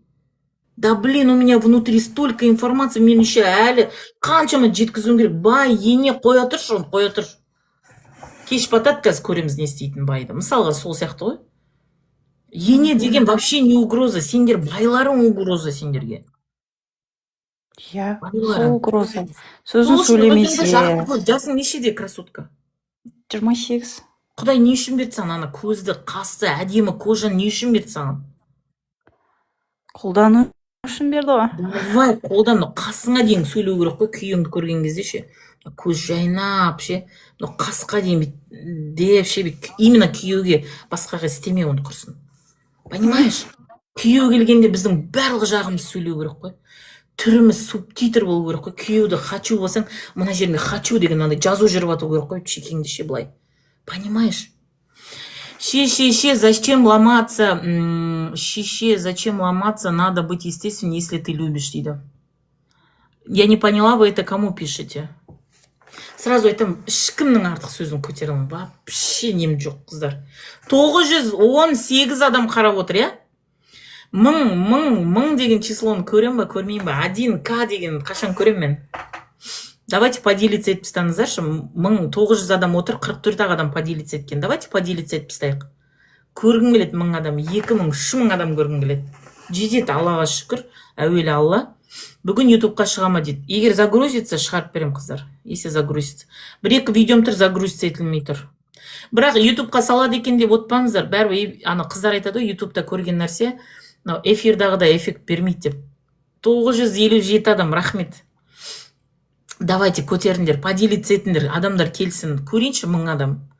Рахмет, 900 адам қозғалмай қарап отыр. Гүләлем, сен мен түсіндің ба? Не қыласың сен еркекке? Тәшағы, не қыласың? Не қыласың? Ақыр кетпейсің, ақыр ажыраспайсың. На себя. Не істесең де Аллах разылығы үшін. Қазір істедің ба Аллах разылығы үшін? Понимаешь? Бірдеңке істедің ба сен айтасың, Құдай, сен үшін, Құдай, қайтарымы керек жоқ. Енеңе подарка бердің ба? Құдай, ертең осыны 35 жасымда қайтарып береді деп үйтіп жазып қоймай, Құдай бердім, ұмыттым, сен үшін, разылығың үшін. Бір адамдар бір көңілі кеп қалады, бір подарка бергіш болып қаламыз, ақша бергіш болып қаламыз. Иногда болады көңіл жоқ, и не істейміз, ұрысқыш болып қаламыз. Вы должны принимать себя с любой стороны. Сол кезде не жазсаң, қазір күйеуің келе жатыр ма? От души жасап. Тамақ істейсің ба? От души жасаңдар. Міне шынайылық осы жерде басталады бота, жарай ма? Сосын кейін атаң, енең бар кезде жұмыс істесей сен қыз. Отпа. Ата енен дұрыс пайдалансаңдар шеш. Мама, апа, сіз қараңызшы баланы, мен жұмысқа шығып келейін деп. Жұмыс істеймін ғой мен. Качество шамалы болып тұр, сізде дауыс күшті дейді. Аха, качество наша. Ескі телефон, алам телефон. Түсініп тұрсыз ба? Иә. iPhone 18 шығатын шығар, 18 аламын, может. Түсіндің ба? Түсіндім. Болды. Соны жасаңдар енді. Жасаңдаршы, айналайын-ау, мен сіздерге эфирді тегін ақ беремін, лайфхактар. Жасаңдаршы, күніге Аллах разылығы үшін жасашы. Жасағың келмей ме? Жасамаңдар. Жасама. Күйеуіңді күткің келмей ме? Вот қазір көтеріліп тұр ма? Жасама, ештеңке жасамашы. Қинап, бүйтіп макаронды, бүйтіп шыжғыртып, анау еттер піспей қалған, бүйтіп өзің сияқты тырысып қалған еттер тамақ істемеңдерші. Ой, қатындар-ай. 994 адам, қыздар. 994 адам болған, мен білем, 1000-ға жеткен жоқ әлі. Өздерің тамақтарың түрлерің сияқты ғой, мүжірайып қалған. Самсаларың да бүйтіп қалған ғой, ол неден духовкадан шықса. 1000 мәссаған, мен не істейінші? Ой, блин, 993 болып қалды, қыздар. 1000 болды, азайып кетті. Не успела, көрінсе, бірақ секунд болды, қайтан жоқ шығып кетті. Сол үшін поделиться ету керек қой, көп. 1000 чего там ба дейді. 1000 бірақ секунд болды, қыздар, я не успела даже скринить. Инстаграм сіздерді де қолға аламын, мен бір жақсы телефон алайын, тоже Инстаграмда да отырамыз. Просто Инстаграмда мынандай тема қоймайды да, қазір Инстаграм көрсетпейінші. Мынандай тема қоймайды да, Инстаграм, көрдіңіздер ма? Көрдіңіздер ма? Осындай тема қоятын бар ма? Мен сол үшін тиктокта көп отырамын да, тема қою керек. Сәлем. Блин, 1000 болмай жатыр, қыздар, 1000 болды, бірақ секунд. Бірақ менде алдында 960-984 адам болған, мен білем. Бірақ ол стабильно отырды, қозғалмай бір 3 сағат отырған, мен білем. Сол сияқты қыздар, анау түрі мыжырайған, через не хочу істеген самсаларың міндет қылмаңдаршы, анау самсан духовкадан алып шыққандаршы, анау самса болғанды өкініп тұрған самса ше. Анау қалай жейді ананы? Сол үшін не жасасаңдар да, от души жасаңдар. От души жасаш, қыздар. Это тебе, во-первых, придаст силу. А когда вы делаете через не хочу, ол нәрсе сіздердің энергияларыңыз жейді, біліңіздерші. Мен сол үшін айтып жатырмын, аттағы аштан қалсын байларың маған бәрі ғой. Понимаете? Бірақ иногда күйеуге де ренжіп тұру керек. Бірақ ренжігеннің өзінің уақыты бар. Адам азайып кетті, 870 адам болып қалды. Мына қараңыздаршы, күйеуге де ренжу керек. Понимаете? Это тоже бір қызық, тәтті нәрсе болу керек да. Бір кірпіш болса бұлар, до конца кірпіш болады ғой. Түрлері ше. Бір ай ұстайды сол түрді ше. Депші, түріне тұрмайды ғой, короче, шерің тұрмайды оның түріне ше. Понимаете? Енді өйтіп қатты кетпеңдер, қыздар, байда керек қой. Түрлеріңе тұратындай болып сонда ренжісіңдер. Уш сәлем. Жарайды, мен күйеуім рұқсат берген мана ой сөйлеуге. И мен жаман нәрсе айтып жатқан жоқ, мен басқаша келтіре алмай жатырмын ғой сіздерге. Самый көркем түрде тіліме түскен сөздер сол болды, қыздар. Түрлерің тұрып тұратындай түр болсын, қыздар. Хорошо, ұмытып кетпеңдер. Мужчина еще вас должен хотеть, иметь, наслаждаться, не забывайте. Мы для этого нужны ему. Міндет қылып бір қасыңа жолатпай туып алған балаларың не қылады ол? Оны әке қылдырмасаң, оны қаратпасаң оған, сенің балаң сенікі демесең, не қылады сенің балаларыңды? Баланы көрсе, күйеуді алысқа итеріп жіберетін не қылады сенікі? Үштік па сізде дейді. Үштікке ұқсап тұрмын ба не? Үштікке ұқсап тұрмын ба не? Дулат сиқым рулас дейді. Мен дулаттым, мен ботпаймын. Ютубқа салыныш, не удается посмотреть сейчас. Да, көңілдес деген эфир болады, қыздар. Көңілдес. Күйеудің көңілін көтеретін, әйелдің көңілін түсіретін көңілдес. Вот от слова көңілдес. Вы говорите, измена десе де, измена деген ол меняться дегенге кеп тұр деп айтады. Измена, меняйся десе де изменять етпейді ғой. Енді қараңыздар, көңілдес деген кезде, көңілдес, көтектес, төсектес деп тұрған жоқ қыздар. Көңілдес деп тұр ғой. Көңілін көтеру үшін деп тұр. Енді соны сендер өздерің көңілдерін көтер жүрмейсіңдер ме енді? Нет, я 8, қыздар. Я 17, видно же, звезда болып тұрмын ғой. Қыздар, көңілдес, көңілін көтеру үшін мен де ботпаймын дейді. Мен ботпаймын, қоралас. Меркенский компитпін ғой мен. Меркинский компит деген болатын баяғыда. Күшті компит, между прочим. Мамаларыңыз білу керек, сұрап көріңіздер, меркілік болса. Я тоже 8-17. Я 17, қыздар. Бауырым. Бұл бауырымсыз, барлықтарыңыз бауырымсыздар. Түсініп тұрсыздар ма? Қыздар, мыңға 1 секунд тұрдық қой, 1 секунд, 2 секунд шығар. Сосын тіс қалды резко. Қазір мен эфир жабам, себебі мен балам келеді. Қазір керейттердің батыры келеді кіз. Скринила, да? Маған жекеге жібересіңіз сонда, Айна. Ақшасы жүрмейсіз ғой дейді. Есть такое. Я 7, дейді. Я 17 число. 8 и 9. Миссия 9. Миссия 9. Қыздар, один раз живете. Любите себя, любите мужика, любите маму, любите детей. Но не перекор кому-то. Перекор, дұрыс айттым ба? Біреуге назло емес, біреу махаббатсыз қалып қалмасын. Бәрін жақсы көр. Маманы да жақсы көр, папаны да жақсы көр, күйіңді де жақсы көр, өзіңді де жақсы көр. Понимаете? И сен өзіңді жақсы көруің басқаларға не зиян тимесін. Сен күйеуіңді жақсы көруің өзіңе зиян тимесін. Түсініп тұрсыздар ма? Инстаграм мені тыңдап отырсыздар ма? Қазір мен эфир жабам. Бот сұрақтарыңыз бар ма, жоқ па? Или мен мына жерде не істемей тұрмын ба, көрмей тұрмын ба? Көп адам тұр ғой мына жерде.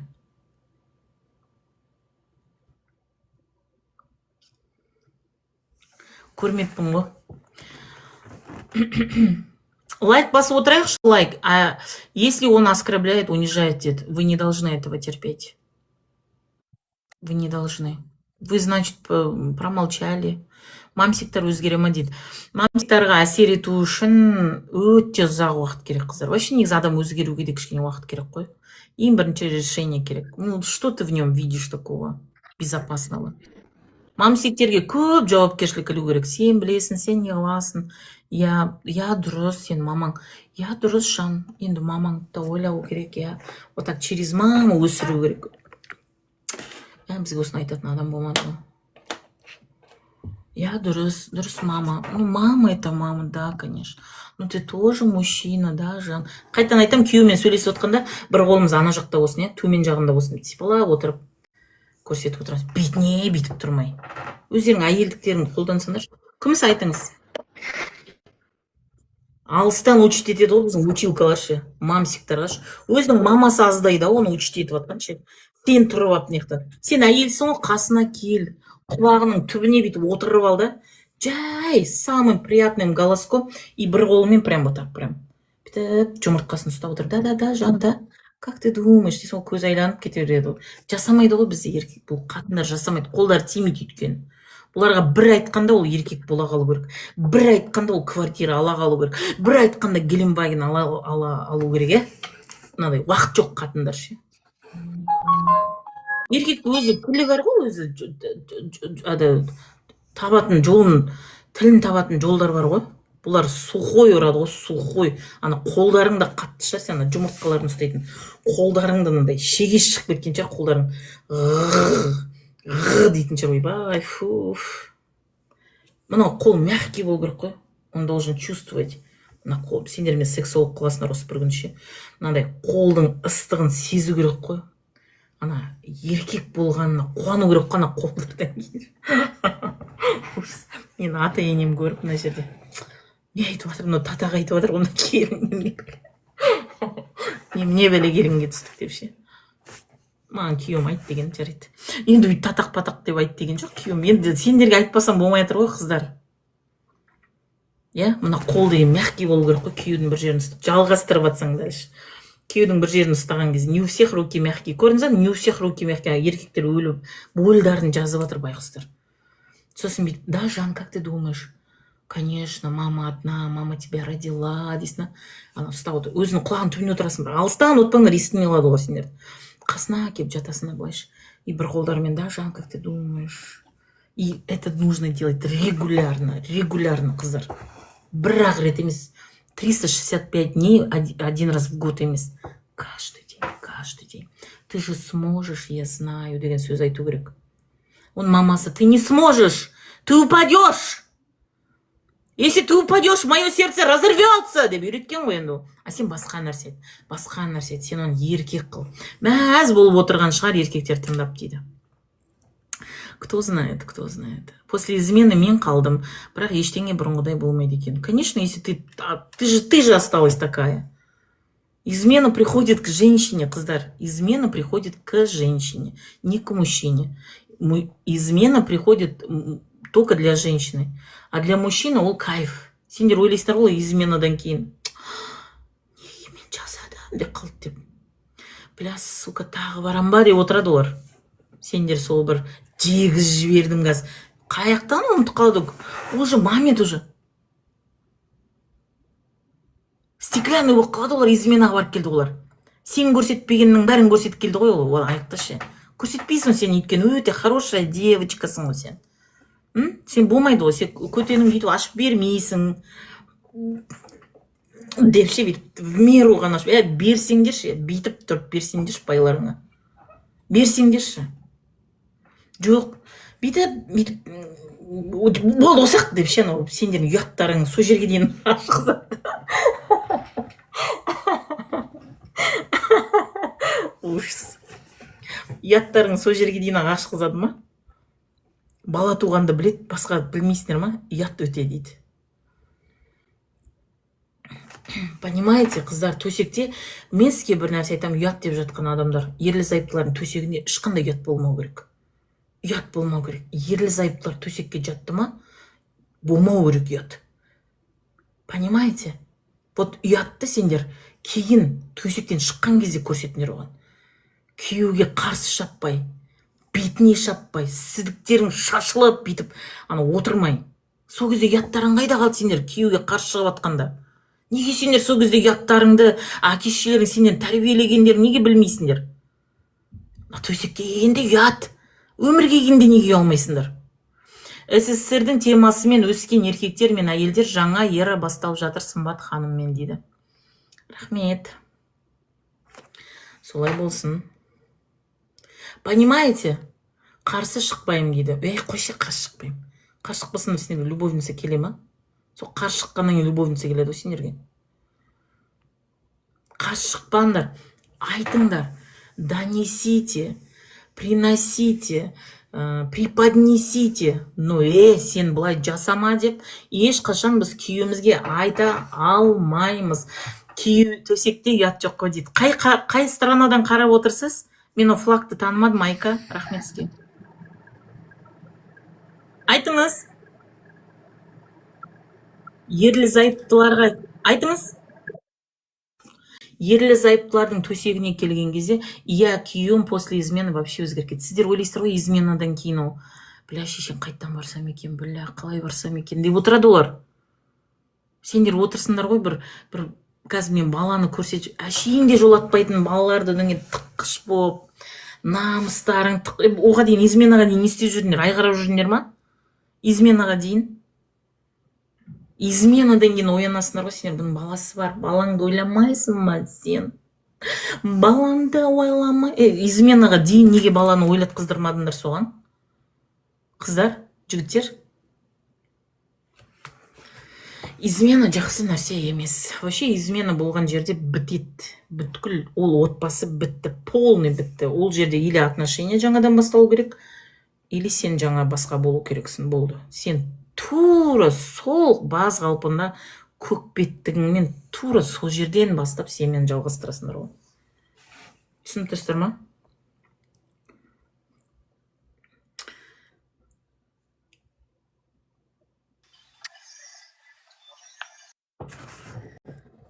Айка, қай қаладансыз, қай мемлекет жазып қойыңызшы, мен танымадым ана несін.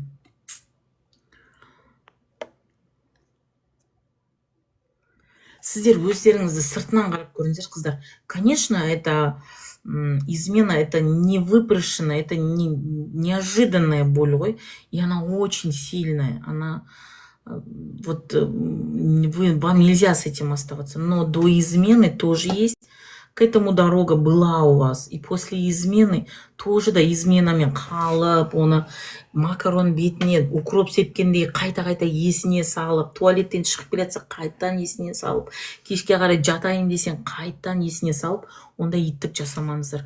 Онда иттік жасайсыздар ма, онда тұрмаңыздар. А сендерде выгода қосылады. Қазір мен бұл байды, ой, бір әдемі келді ғой бұл. Тапит етеді ой еркектерше. Ой, еркек ана бүйтіп гнобить етіп атады ана изменаны ше. Тұрмашиш сен. Болмай изменаны көрдің. Тұрмашиш сен омен. Но сен қалуды таңдайсың ғой.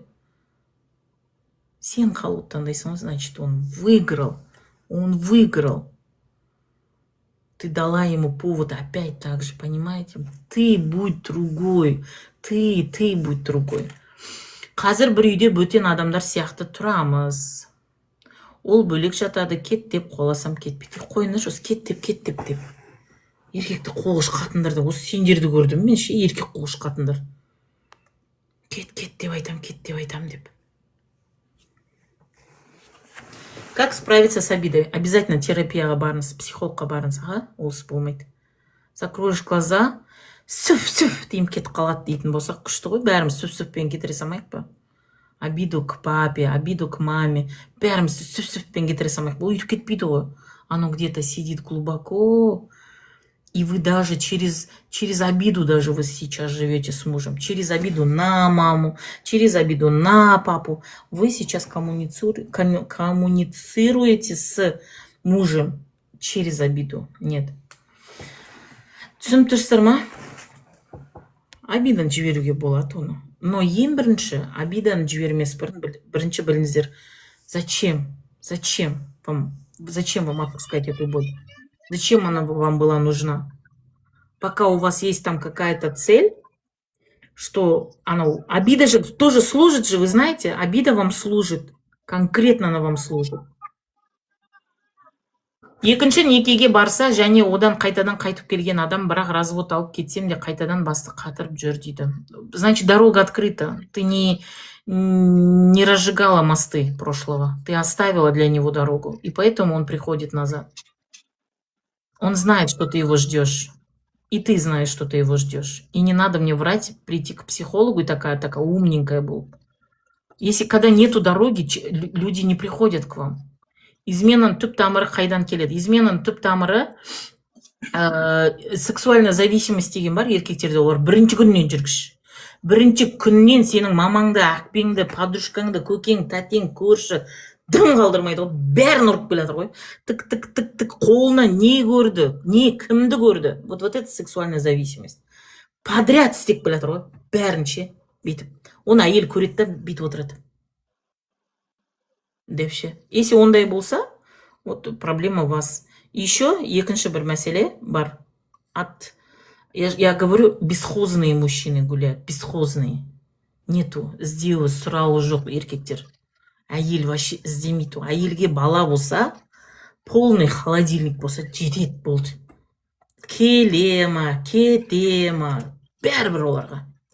Вот сондай кезде еркек өзін хочет быть, он хочет быть нужным. И он измена жасауға болмайды деген нәрсе. Конечно, измена жасамау керек қой, қыздар, но на это есть место быть. Если вы все делаете прекрасно, вы его ждете, вы с ним хорошо общаетесь, у вас прям прекрасные дружеские отношения, вы прям хорошо, у вас между вами нету никаких преград, вы всегда открыты для разговора. И сегодня, прям у вас был сегодня шикарный постель, такой терлетет, ничего. Они такой, болды ма? Дейтін емес. Кәдімгі такой шикарный такой постель, да, мысалы, төсек қатынасы болды да, и азанда күшлеп, шай ішіп, шығарып, салып тұрып барып гулять еткесе, онда, пожалуйста, ол керек емес сіздерге, сразу айтам. Вот не стоит с ним. Но у вас же давно секса не было. У вас же давно общения не было, дорогие мои. Түк білмей, өтірік білмей отыратын топас қатындар өтіріктен. Мынандай такой видуху делают. Піш білмей қалдық, шушын измена болып қалды деген. Вы давно с мужьями хорошо не общались и до измены. А любовница – это көзашар. Вот она тебе приходит и расширяет глаза. Ашиш да көзді! Әй, мұны кеп тұр қой бізде, мына байыңа ие боласың ба? Кім көріп тұр өзін, қыздар? Любовница – ол көзашар. Еркектер сондай халық екен. Чтобы с ними дружить, чтобы с ними общаться, вообще, чтобы он был рядом, ол кісілердің көңілі бірінші орында тұр екен. Оказывается. Прям взяла и прям былай, ондай жоқ, қыздар. Екінші некеге баратын кезде не ойлайды? Және ол ана әйел жазып жіберді, 25 жыл тұрдық. Не поняла вопрос. Точно, я сама хотела даже ажырасуға дейді. Видите, у вас до измены была. Вообще были проблемы. Біздің көңілші дейді. Сол отыр көңіліңді ойлап сол. Өзіңнің, әркім өзінің көңілін ойламау керек. Мы друг другу нужны. Менің көңілімді қара. Мен саған, ёп, твою мать, бала туып жатырмын. Еще қыз боп тиген деген әңгімелерің керек емес сендердің. Понимаешь? Менің көңілімді қара. Нет, мужчина нам нужен. Мы в нем нуждаемся. От него очень много пользы, очень много. Понимаете? Күйеусіз жүру таңы, олай да жүріңіздер. Ну, это в основном обида, ой, көбінесе обида. Ну, если, смотрите, если вы хотите, да, вот жить с мужчиной, чтобы он был, ну, у него тоже есть потребности, у вас тоже есть потребности. Вы в семейных отношениях все время вы не можете предоставлять только свое. Мені қанағаттандар, маған әкел, маған ақша бер, мен төшім, мен үйтіп жасай алмайсыздар. Нужно будет прислушаться к нему тоже. Сол көзімізді аштық қой дейді. Қыздар, мен эфир жабылмақа, мен балам келеді садиктан. Эфир ұнады ма сіздерге? Эфир ұнады ма? Ұнаса ұнады деп жазыңыздаршы. Ұнамаса ұнаған жоқ деп жазыңдаршы. Ұнаған жоқ деңдерші. Ұнады ма? Ұнаса ұнады деңдер. Почему мужчины любовница мощь күшті дейді? Почему любовницы, почему с любовницами тоже не могут долго отношения? Потому что они питаются от них, просто питаются, заряжаются. О жаққа барып келді, да, главное. Ұзаққа болған жоқ қой, главное, омен. Қайтып келді ғой деп. Дура ты, дура, блин. Дура. О жаққа барып келген жоқ, ол әлемнің рахатын көріп келді ол жақта. Рахат, сен көрсетпеген рахатты көріп, Марсқа без скафандра барып ұшып келді ол. Барды да, ұзаққа қалған жоқ, қайтып келді ғой. Қайтып келмей қалатын да еркектер бар, қыздар. Кешке тағы ашасы па дейді, возможно ашам, білмеймін. Семіздік қауіпті дейді. Қой, ешқандай да қауіпті емес. Асан, айтасыз ба? Жоқ, өте тамаша айтасыз. Сенің топастығың қауіпті. Айтыңыз. Айтыңыз, Мұрсин. Болды? Айтылған бәрі дұрыс, әйелдер тек дайдан басқа ештеңе көрмейді ғой. Мен почему-то бар ғой, еркектердің сөзін сөйлейтін құсап кеттім. Жоқ, сіздерге керек еркек, сендерге папа керек. Еркектерді отырсыз ғой, еркектердің сөзін сөйлейтін болсаң. Рахмет сізге, сұрақ жоқ па маған? Иә, кешке кірсеш сосын айтар. Баланы асық болсын. Кешке шештік қойбай. Мен ұнатпаймын үйтіп сөйлейтін. Енді нағыз.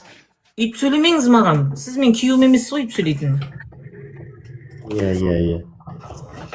Әйелдеріңе сөйлесеңдер шеш. Мәз болып қалдың.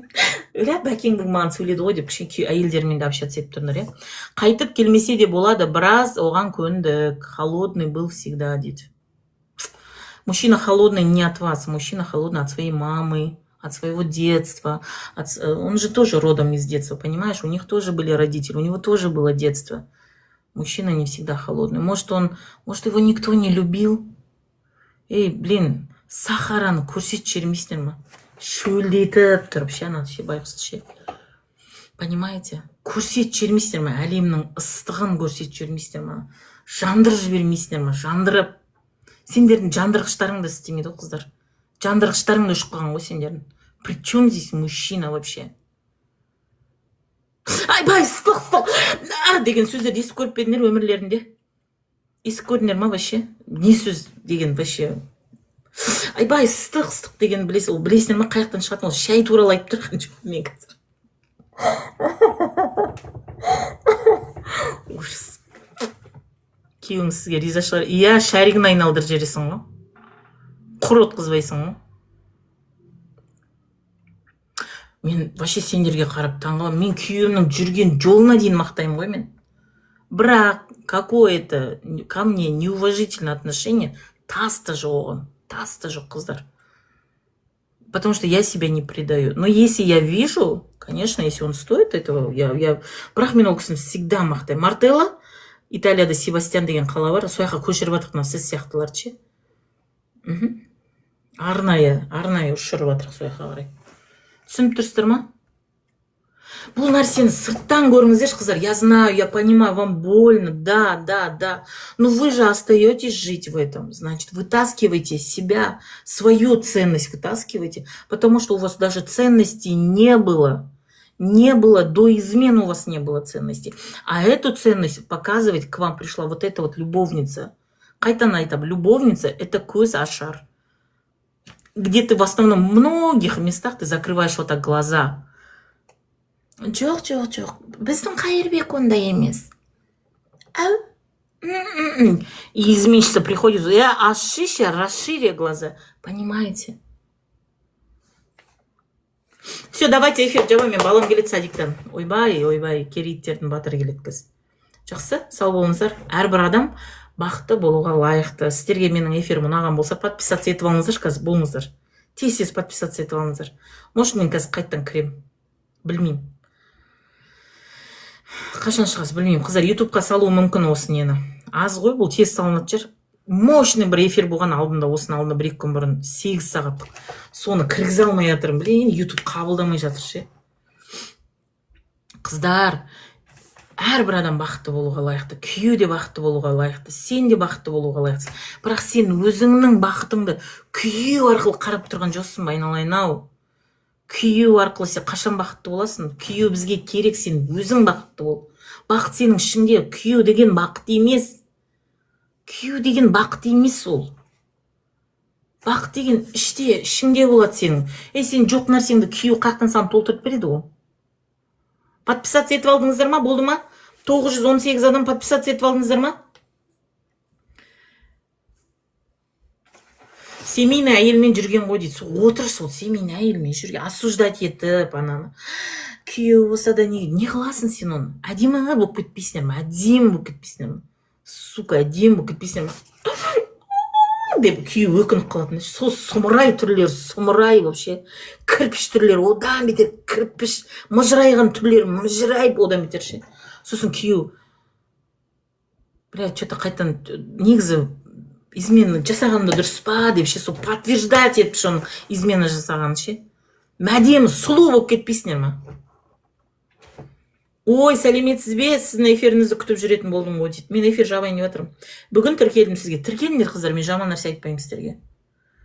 Анау өздерінің нелерін через анау не арқылы көреді ғой, еркек арқылы. Жоқ, қыздар. Еркек біздің жанымызда болу керек, бірақ біздің жүрегімізде болмау керек. Жүрегімізде болмау. Жаныңда да болған кезде ол да ёп твою мать деп миды да жемей жүру керек, оны да білу керек, қыздар. Но от мужчины пользы очень много. Хорошо? Но он білу керек не үшін. Ең бірінші күйеу балаға керек, қыздар. Ең бірінші еркек сенің балаларыңа керек. Сенің балаларың сол еркектен басқа ешкімге керек емес. Ешкімге. Соны керек қылдырыңдар. Азанды кеш, сенің балаңыз тура сен сияқты, көзі де сен, мен қанша айтамын, сарғайып кеткен болса да балаларың сап-сары болса да, күйеуің қап-қара болса да айтасың, қайттан айтайын сол сөз. Жан қарайып кетеді, тура саған құсайды деп айта беріңдер. Дос бол, Жақопов, болды сен оттама десең болды ғой. Сіздер сияқтыларды бүйтіп неге жіберіп жатырық? Бүйтіп. Себастьян деген Италияда қала бар, сояққа жіберіп жатырық. Бүйтіп. Оттамашылардың бәрін бүйтіп көшіріп жатырық сояққа. Жақсы ма? Сау болыңыздар, әрбір адам бақытты болуға лайықты. Бақытты болу, бақытты болу деген ол сәт. Сондай сәттеріңіз көп болсын. Мен 40 жыл өмір сүрдім, мен 80 жыл өмір сүрдім дейтін адамдар емес, мен осынша уақыт бақытты болдым осы өмірде дейтін адамдардың саны көп болсыншы. Жақсы ма? Подписаться етіп алдыңыздар ма? Рахмет сіздерге. 752 адам крем қимай отырмын сіздерді. Возможно, крем қазір, мен білмеймін. Прям достарың айтыңдар, подружкаларың айтыңдар. Но еркектер мен сырттан көріп отыр. Өздерің ана өсекші нелерің бар ғой, компанияларың бар ғой. Сол жерге барып айтыңдар, мына Сымбат Қылышбай деген, мынандай бір, білмеймін, көздеріңе сұлу болып көрінем ба, онша емес болып көрінем ба, әйтеуір бір келіншек шығыпты, психолог, соны тыңдаңдар, күшті айтады деп мен көп рекомендовать еттіңдер, ха? Жақсы, сау болыңыздаршы, мен жабайын. Инстаграм бірінші сізді өшірейін.